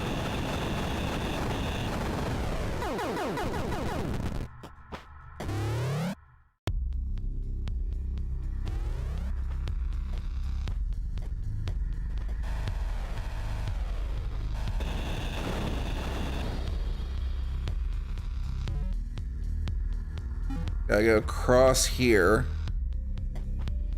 I missed it. I gotta get on this platform and drop. There's so much freaking bass in the audio in this part.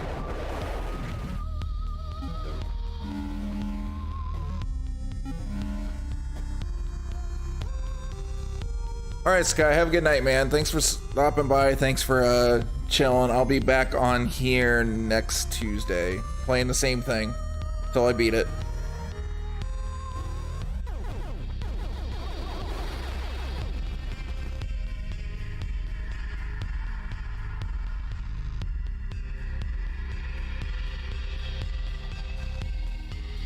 She hasn't been able to run since she had COVID. Wow. Yeah, that's the ones that are concerning. I was watching it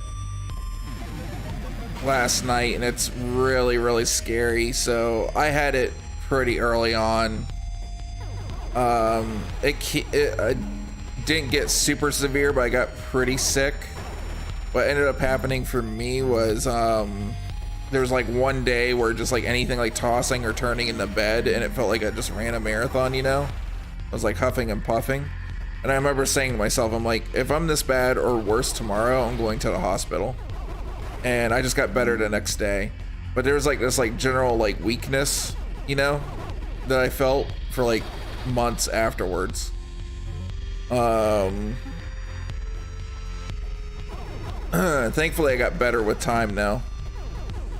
But the thing that's scary now is like there's been people apparently like in New York City and stuff that they've been finding. Like one of the examples they used, there's a guy that was on the New York City subway and they just dropped dead. They were just talking to somebody mid-sentence and just bam, dead like that. And they've been scanning, they scanned like 30 people's brains that kind of had COVID before and it just dropped dead like this. And they found like these like red spots and stuff, or these black spots in their brain, and just found that they had nerve damage and all this.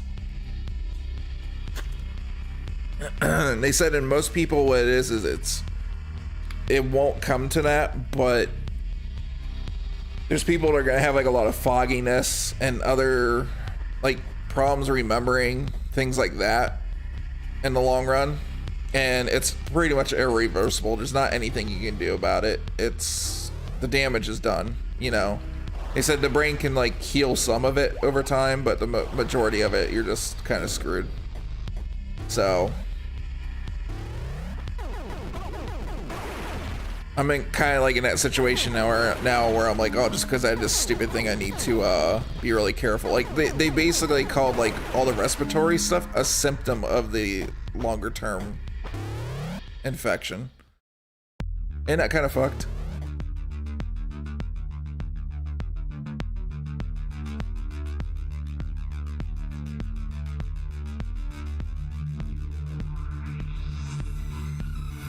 Yeah, I know what you mean, man. So like Wolfenstein did that. They came out with the game on the cart, but then you had to download the rest. So that's my role, is like if I don't have any games like that, I don't think. I think the closest I have, the only two that are kind of like that, I have Starlink. I got it like dirt cheap. The game's on the cart, but like a lot of the extra stuff isn't on the cart. You had to download it. And then Mario and plus Rabbids Kingdom Battle, I got the gold edition, which is supposed to have the Donkey Kong DLC on it, and it's just the regular game with a code for the DLC, so it's not on the cart, just the regular game's on there. So it's kind of like half a win. But like the stuff like LA Noire and Wolfenstein 2 and all that stuff that just has like a gig or something of the game on it, I won't buy it, at least not on the cart. It's not worth it.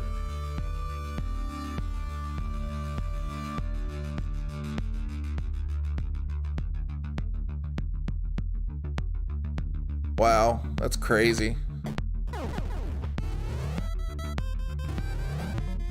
I feel like my voice never fully recovered either ever since that crap happened. You know what I mean?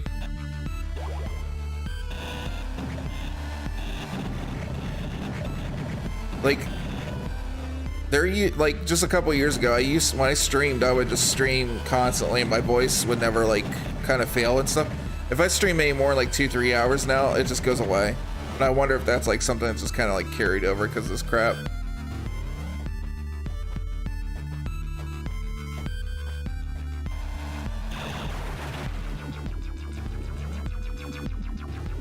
Wouldn't surprise me in any kind of way though, because seems like my family has a knack of finding like really good ways to die early. So if I'm on stream one day and just drop dead, don't be surprised, you know what killed me.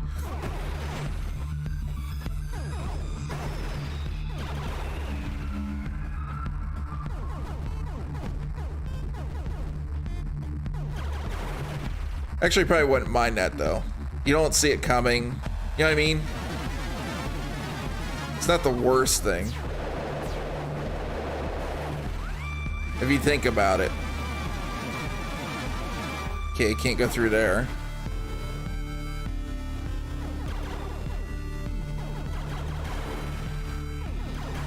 It's probably the next thing besides just peacefully going in your sleep, you know what I mean? You're just talking to somebody, having a good time, next thing you know, out like a light bulb.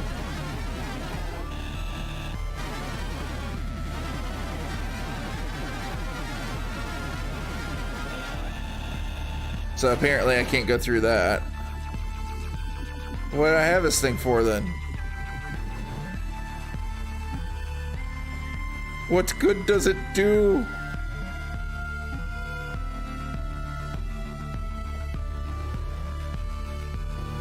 And I can't go through here in any kind of meaningful way.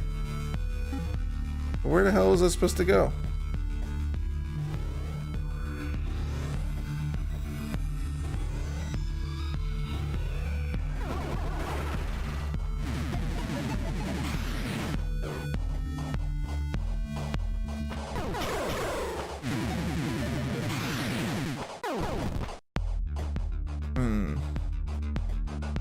Wonder if I'm supposed to use these guys as a platform.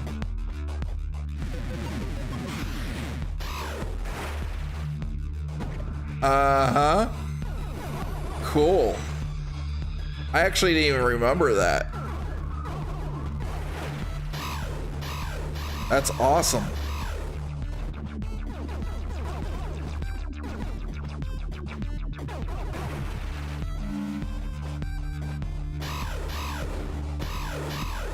Ah.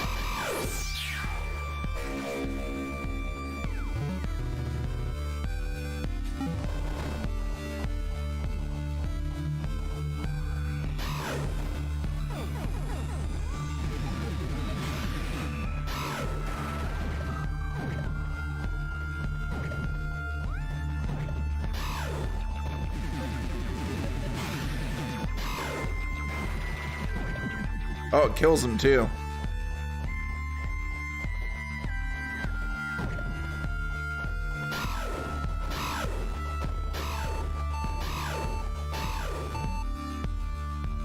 Well, that's that entire chamber.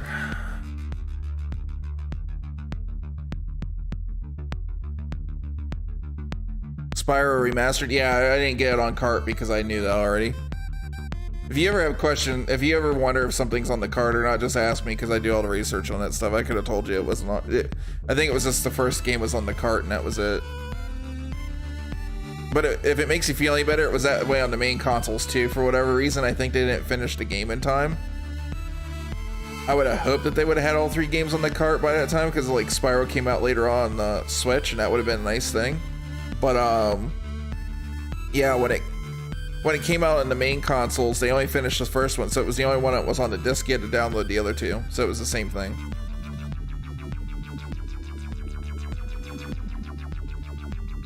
There to make pretty effects.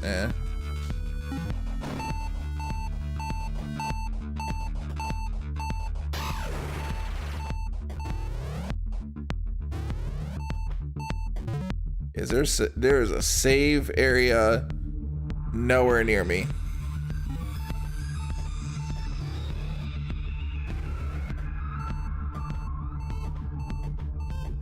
Oh, that's gonna be fun.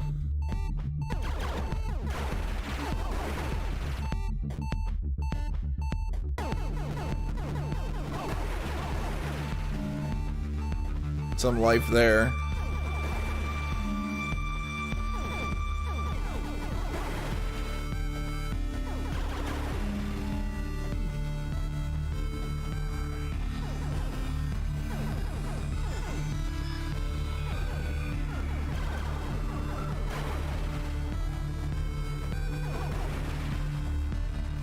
Fuck off. Fuck off.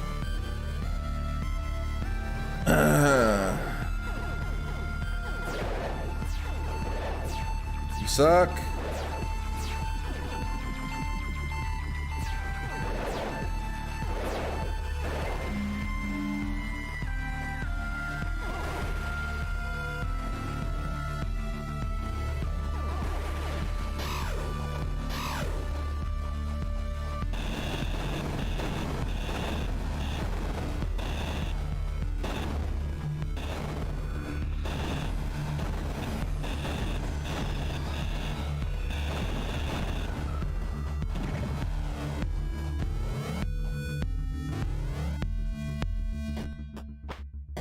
Go this way, this way, this way, this way, this way. There's my shotgun blast. There we go.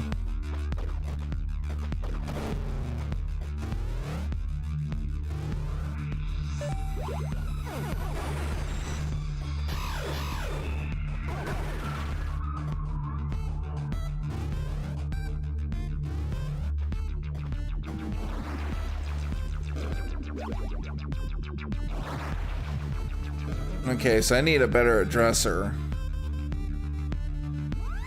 Is there any place here I'm not really easily able to go?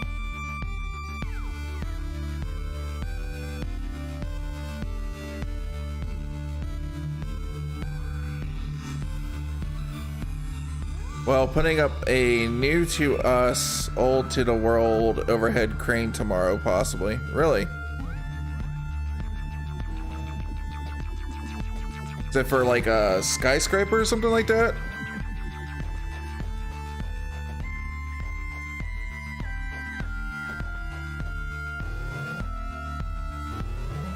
Been here before. They need to go down.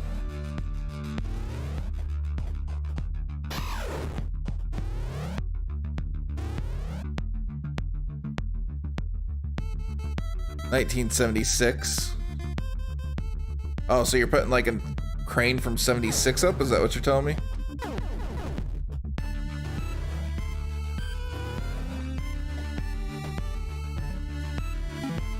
But the real question is when was Hostess made?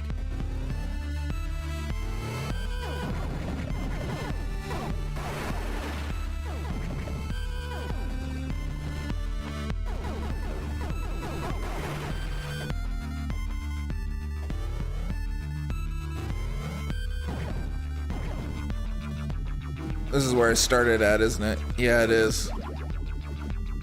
Alright. Sorry, no, there's not gonna be anything over there. Because that's where the gun was at. Alright, what else we got? Can't go in those hallways yet. Go up maybe, I don't know. Give it a shot. There's that one like little corner of that room up there. Other than that, I have to go back to the other area because I don't know what else to look for here.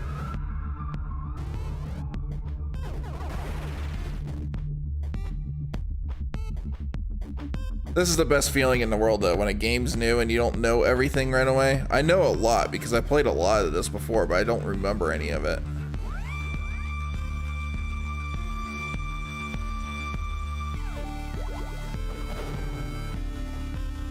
I've got a lot of old school Nintendo, Super Nintendo games that are new to me again if I went back and played them because I don't remember shit about them. We've been in here already. I think I grabbed something kind of tool or something here.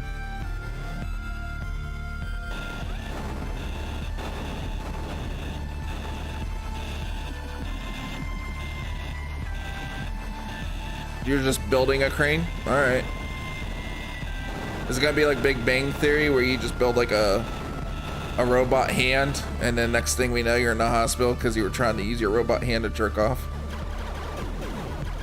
Is that what you mean by crane?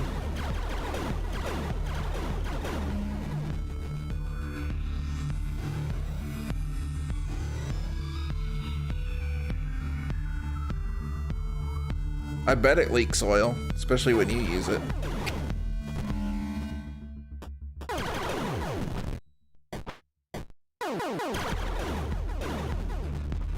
Probably leaks all kinds of fluids.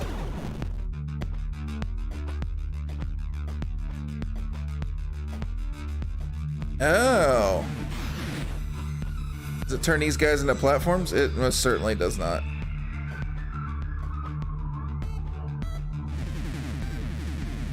Nope.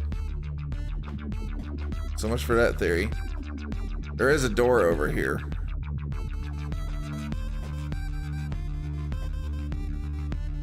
Crap. Probably need like a freeze ray or something. Alright, what was this last idea I had for this area? I don't know.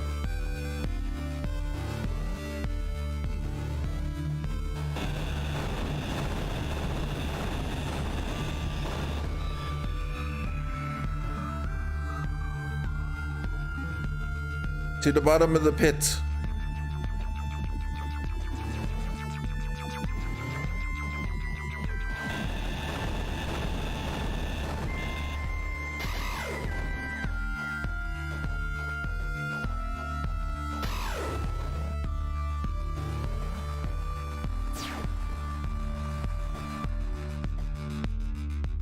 Kinda like I'm playing down well.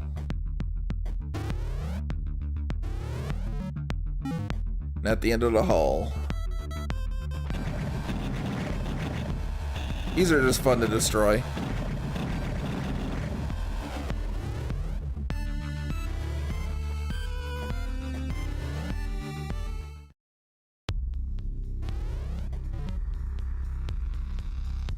Okay, it's safe first, just so we have a fail safe in this area, so I don't have to go all the way back.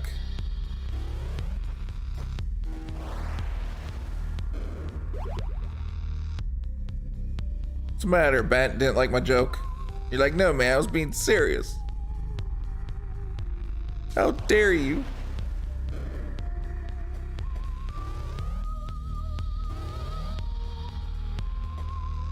Like, I'm too tired for this. Stop making fun of me. Alright, let's see. Something over here.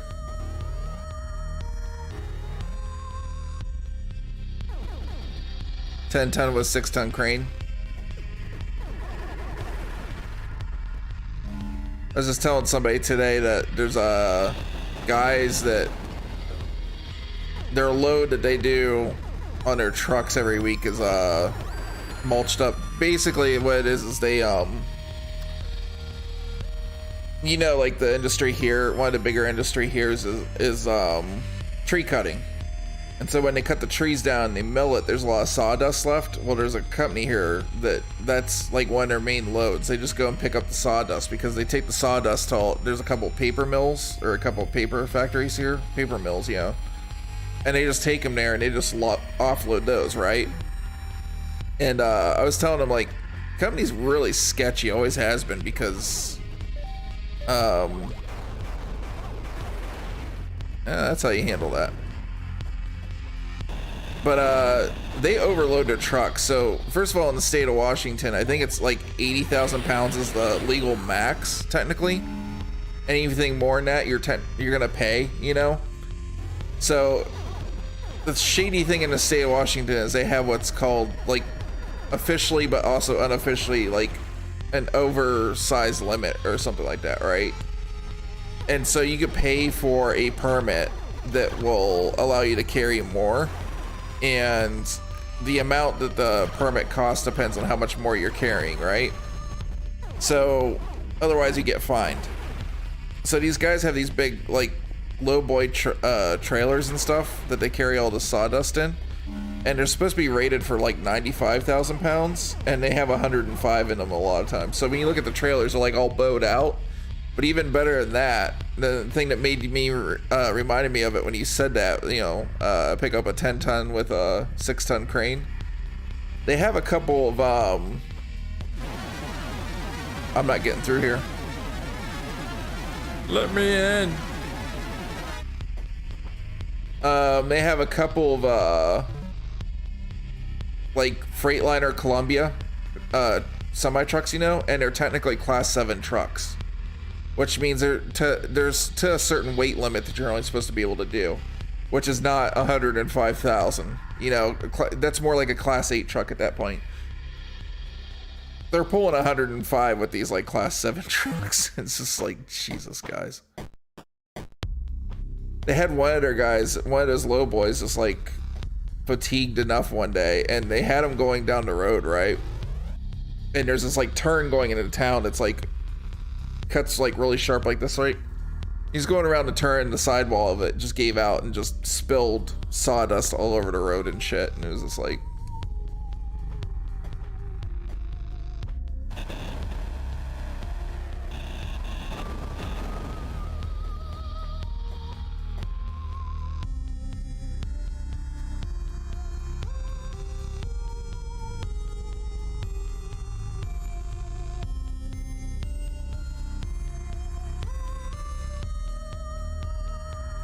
yeah, but flamethrowers are cool. Why wouldn't you do that? Nope, not a tandem trailer. Nope, they're big. They're big trailers. They're 58 foot and they're really tall.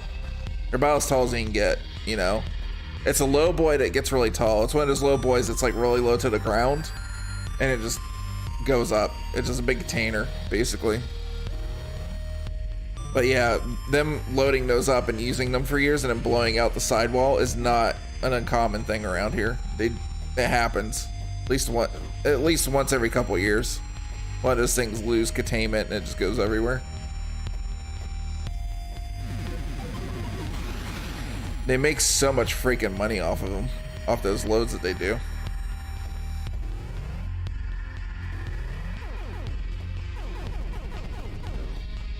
I have a feeling this is gonna get me nowhere, but we'll try it.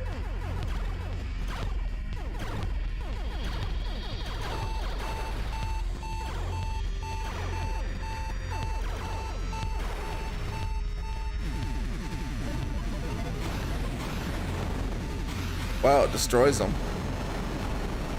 Wait, I did something. What'd I do? I did a thing.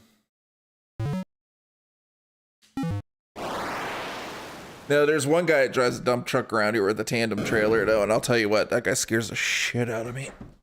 He's about run me off the road like 3 times already. Between him and the UPS drivers around here, holy God. I was pulling out of the shop one day and the UPS guy, there's a stop sign, didn't pay any attention to the stop sign, went right around. So like the way my work is like, our driveway for the fence gate is like, okay, like right here, and then there's like 2 roads. So like the road goes like this and it goes down to a stoplight, right? And then there's another intersecting road right here. So our property kind of goes like this on the fence line, and then here's the main gate. And that road kind of like does like a little slight turn and back down that way. So there's 2 stopways there, and you have to watch traffic coming back and forth from the main light, right? And I'm like looking around. I'm very careful every time I go out, and then I don't see anybody. And I go out, and here comes the UPS depot's right up the road. Here he comes running right out, skips the stop sign completely, gets within an inch of hitting me with his truck, like head on. And then looks at me like I'm the fucking idiot. I chewed his ass out so fucking bad. And then the guy's like, I do this for a living. And I'm like, yeah, but you don't have a Class A license, do you dipshit? That guy, I was so irate with that guy. I was so mad.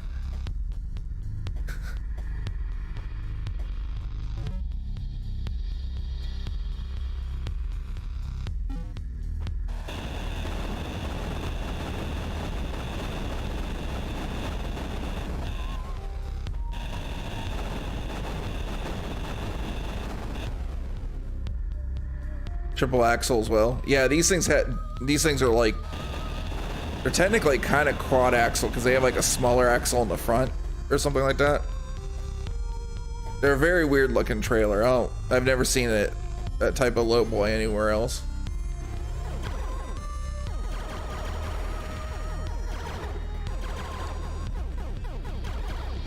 Come on, donut.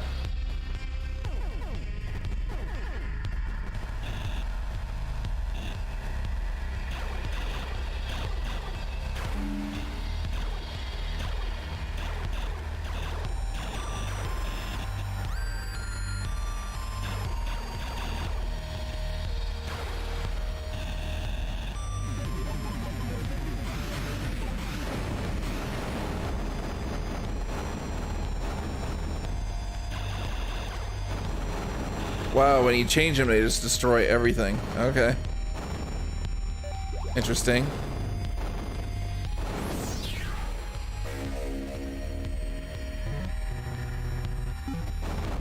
Power node fragment. Here comes one back. I bet you there's something up in here.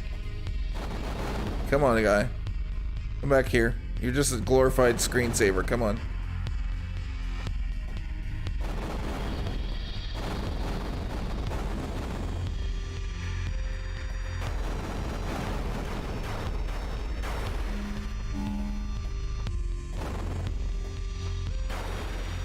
Oh, look at this.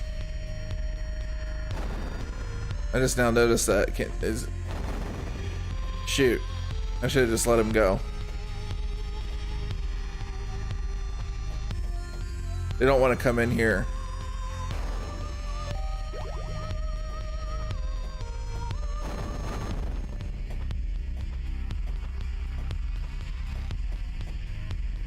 It doesn't go anywhere.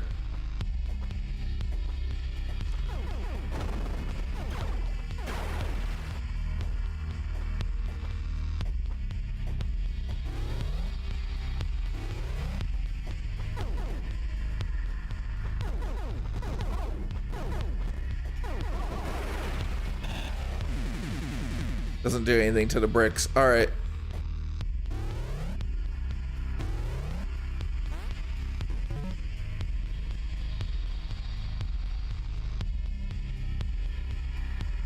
He had dual axles, massive truck, and we overloaded. Literally by foot. Damn.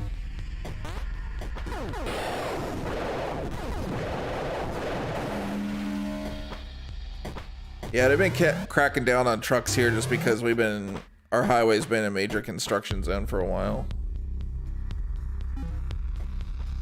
So anything they can do to get some extra money, they're just doing it.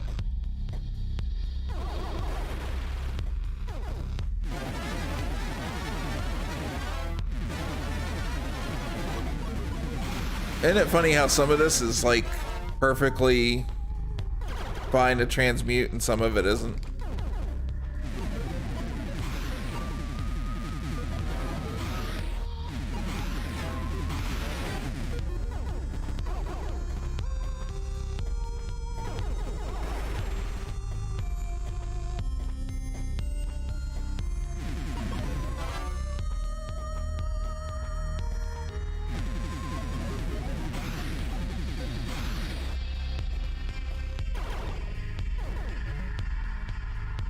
All right, this way.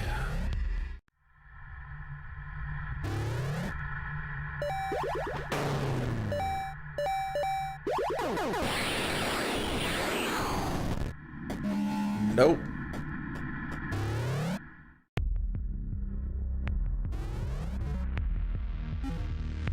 I wonder if I have to transmute any of the cells down here.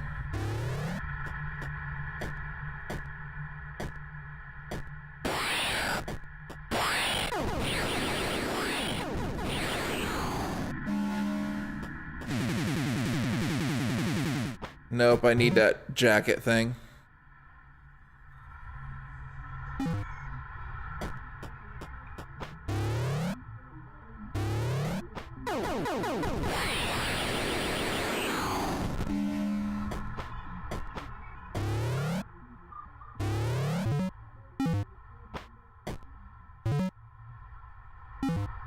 Okay, it looks like I didn't check the corner down here.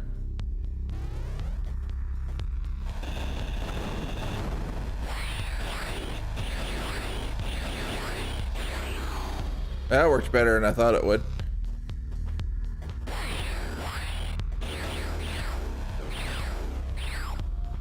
What's this bullshit he's hitting me with? Of course he doesn't have any life. What a dickhole. Here's he.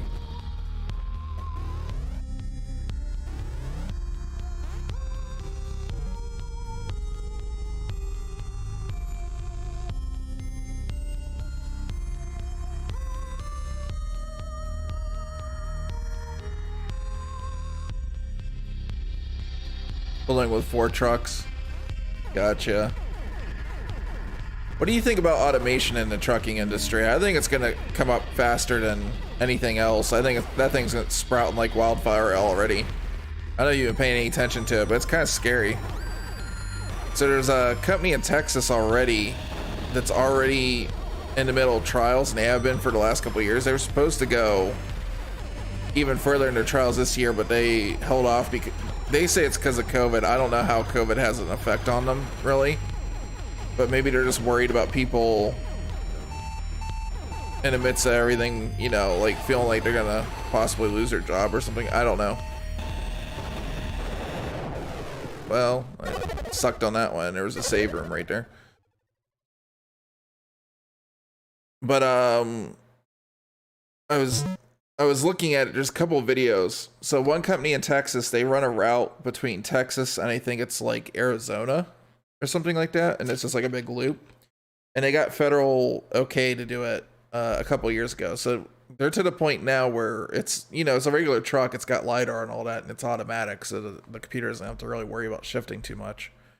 But they have a driver in the cab, but the driver just sits there with their arms crossed.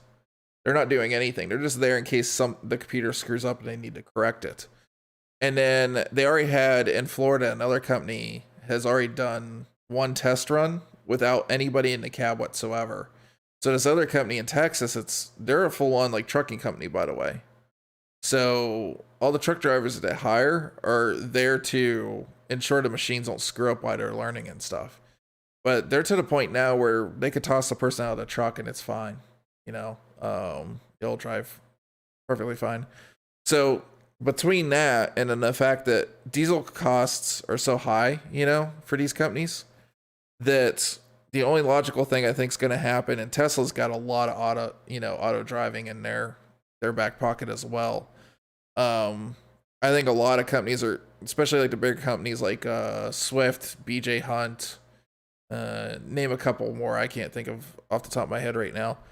I think they're going to go full automation within 5-10 years.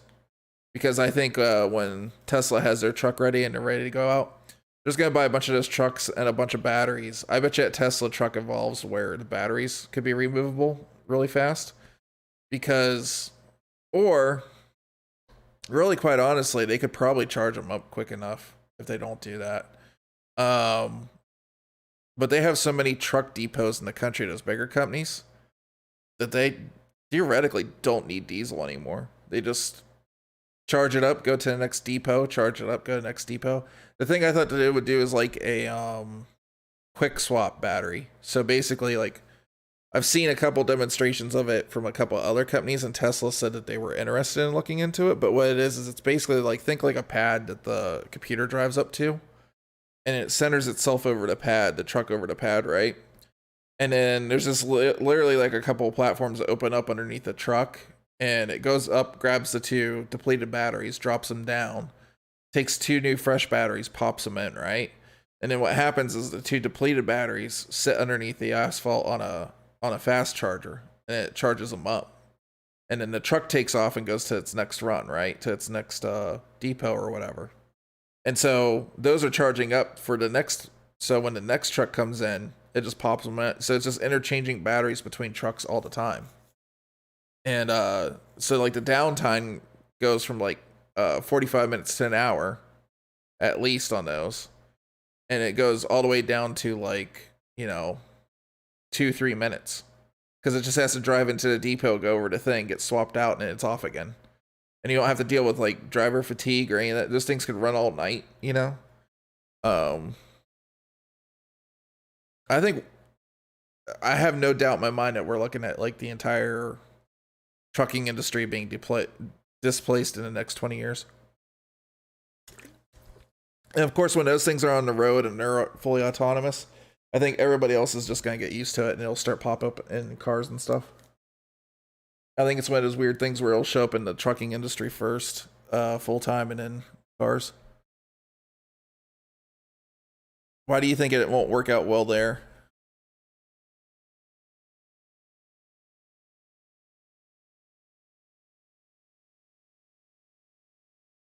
Well, you know, like the batteries that they're putting in those trucks are going like for that truck is like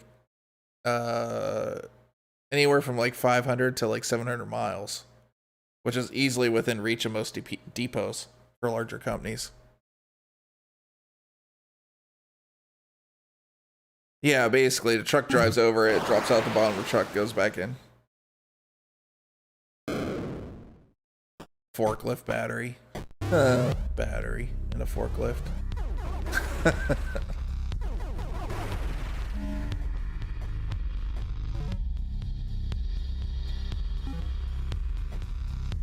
Yeah, I don't know. It's pretty scary stuff, man.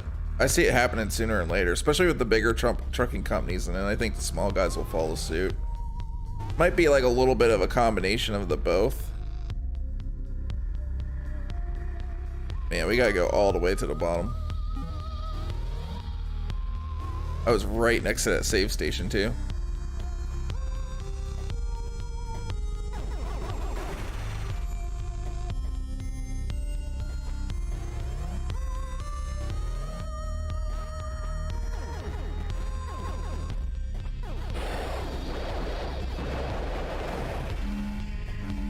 I was just driving the forklift today too. It seems like the forklift is like one of those things that I don't really quite understand, but nobody wants to really drive at work, and I'm like, it's not hard. I don't know why you guys are kind of scared of this thing. It's silly.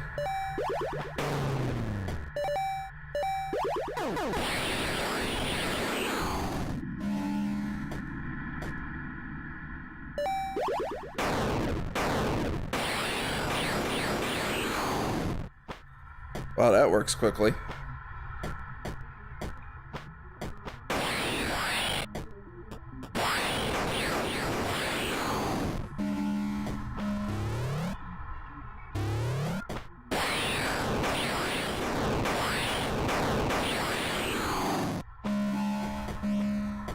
That gun works really well, actually.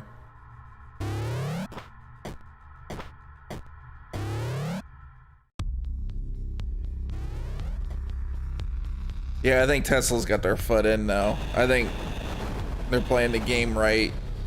Because when you look at electricity costs for those things compared to diesel costs, it's night and day. You eliminate the driver and then you eliminate the diesel costs. That's a huge advantage to those companies to go that direction. That's why I think it's gonna be accelerated. Because it's just one of those things. It's just like, it's not necessarily because it's green. It's more because it's more cost efficient for the companies that make more profit in the end. Because you know when they do that, they're not going to charge their rates any differently. They're gonna keep it the same. Because of course, maybe a couple companies might make it a little bit cheaper to compete with each other, but they'll still be charging the same price like they're running on diesel.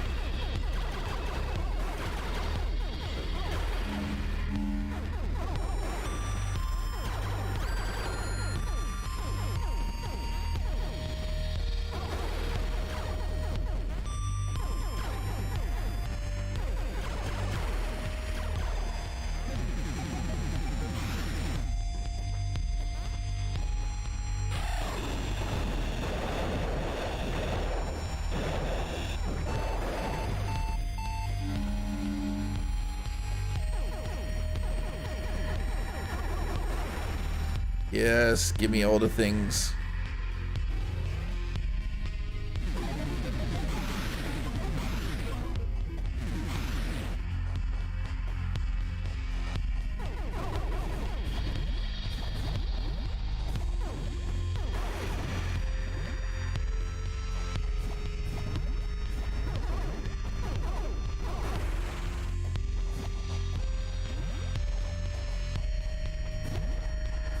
I really don't have an idea where this goes.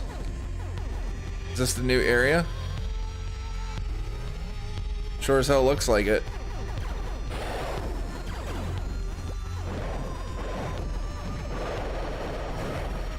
You're a very weird spider.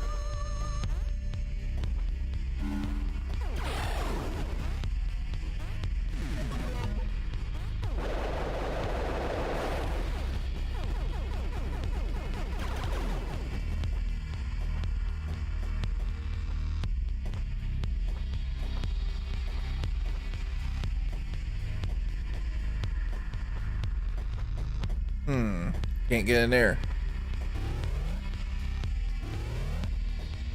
It's a cool looking area. Oh, look at this piece of shit. Alright.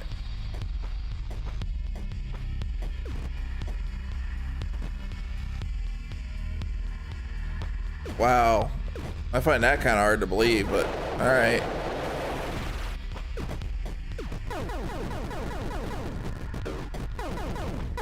How much is diesel where you're at? Because it's like 3 something here.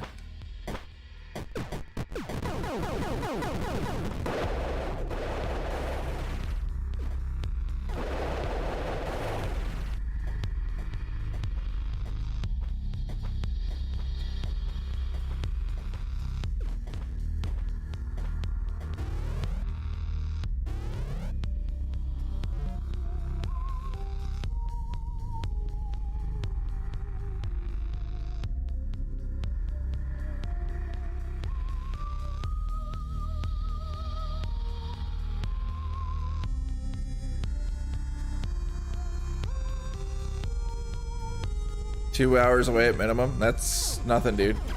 Go to Salt Lake City, it's a lot further than that.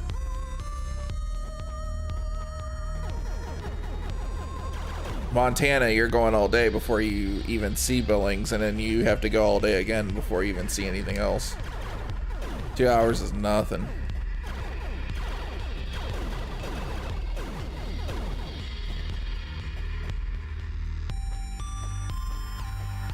Zoom boom aka telehandlers, basically. I have no clue what the fuck you just said.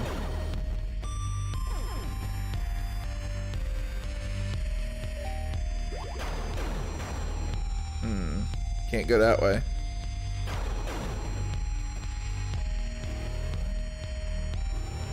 Okay, that's that. There's gotta be a save spot around here.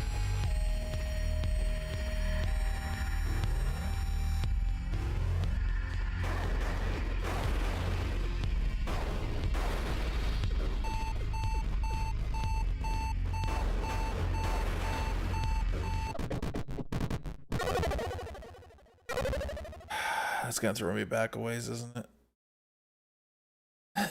Oh well, that's good enough. We know where we need to go for part 2 anyways. Alright, stop recording here.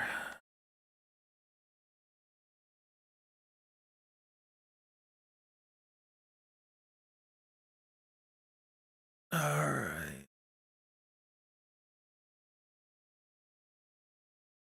1.11 a liter. 1.11 Canadian. What's $1 Canadian in the US? Let's see.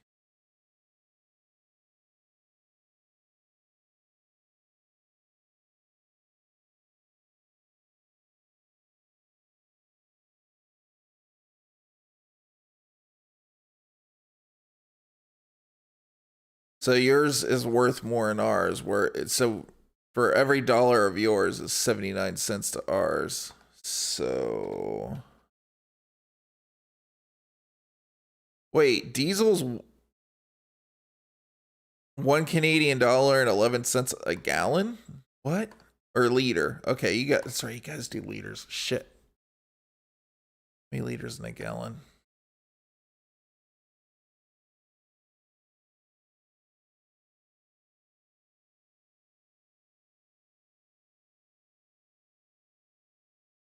That's like 3 liters.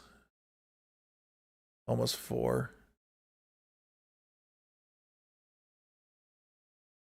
Actually, I'm going to say...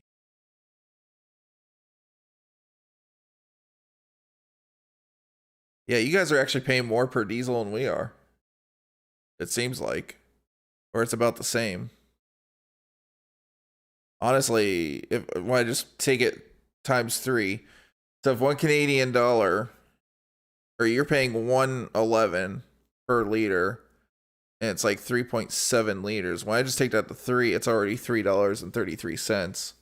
Seems like you guys are paying more. I don't see how that's cheaper than electricity at all. I need to see what the cost for electricity in Canada is.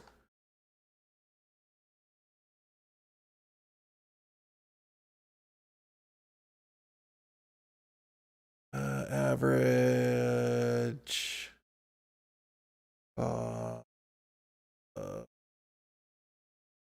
Back.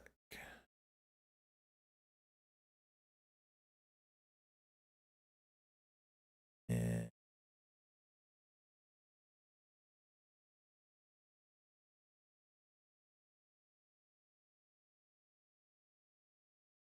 average residential price is 0.174 per kilowatt hour. Yeah. I gotta say, man, I would think electric would be cheaper than diesel. I don't see how that would be.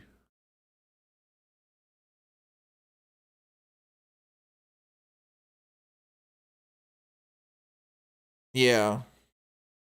Yeah, I don't know, man. I want to say probably electric would be cheaper for them. And then on top of that, if you're smart, like if really what they want to be smart, what they should do, and I don't know how you guys handle it over there, but there's there's a lot of landfills that are filled in. They can't do anything with them, and they produce a lot of methane. So what Subaru's been doing is they've been building their plants on the old landfills. So they've been buying old landfills and building their plants there. And so the methane that comes out, they power the plant, you know? If these trucking companies were smart, they would buy some of these landfills and then have the methane power the recharge for their trucks. And basically, it's at that point, once you have the depot up and paid for, it's, you know, pretty much free money at that point. That's what I would do if I was a trucking company, but you know, it might also be hard just to come by every depot on a landfill. It'd probably just be some of them, but still, it'd be a hell lot cheaper to do it that way. I don't know. And then you also have wind energy. Those depots are large enough, they could probably put a couple wind turbines or something like that up, but there's a way to offset it.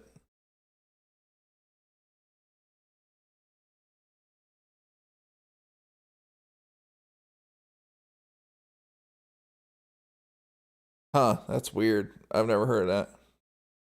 I mean, I pay a lot for electricity too, but that's also because my house is on heat. It's been a cold winter. I think I paid like $150 this month.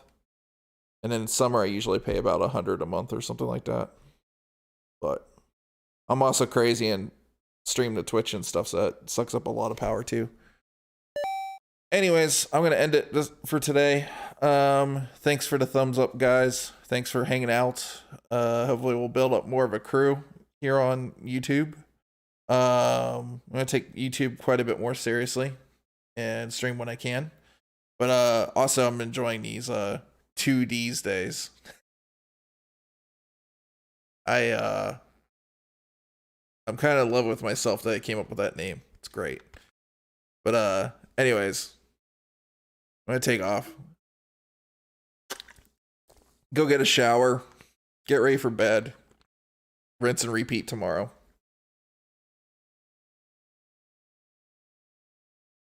We made a golf course on our old landfill. Wow.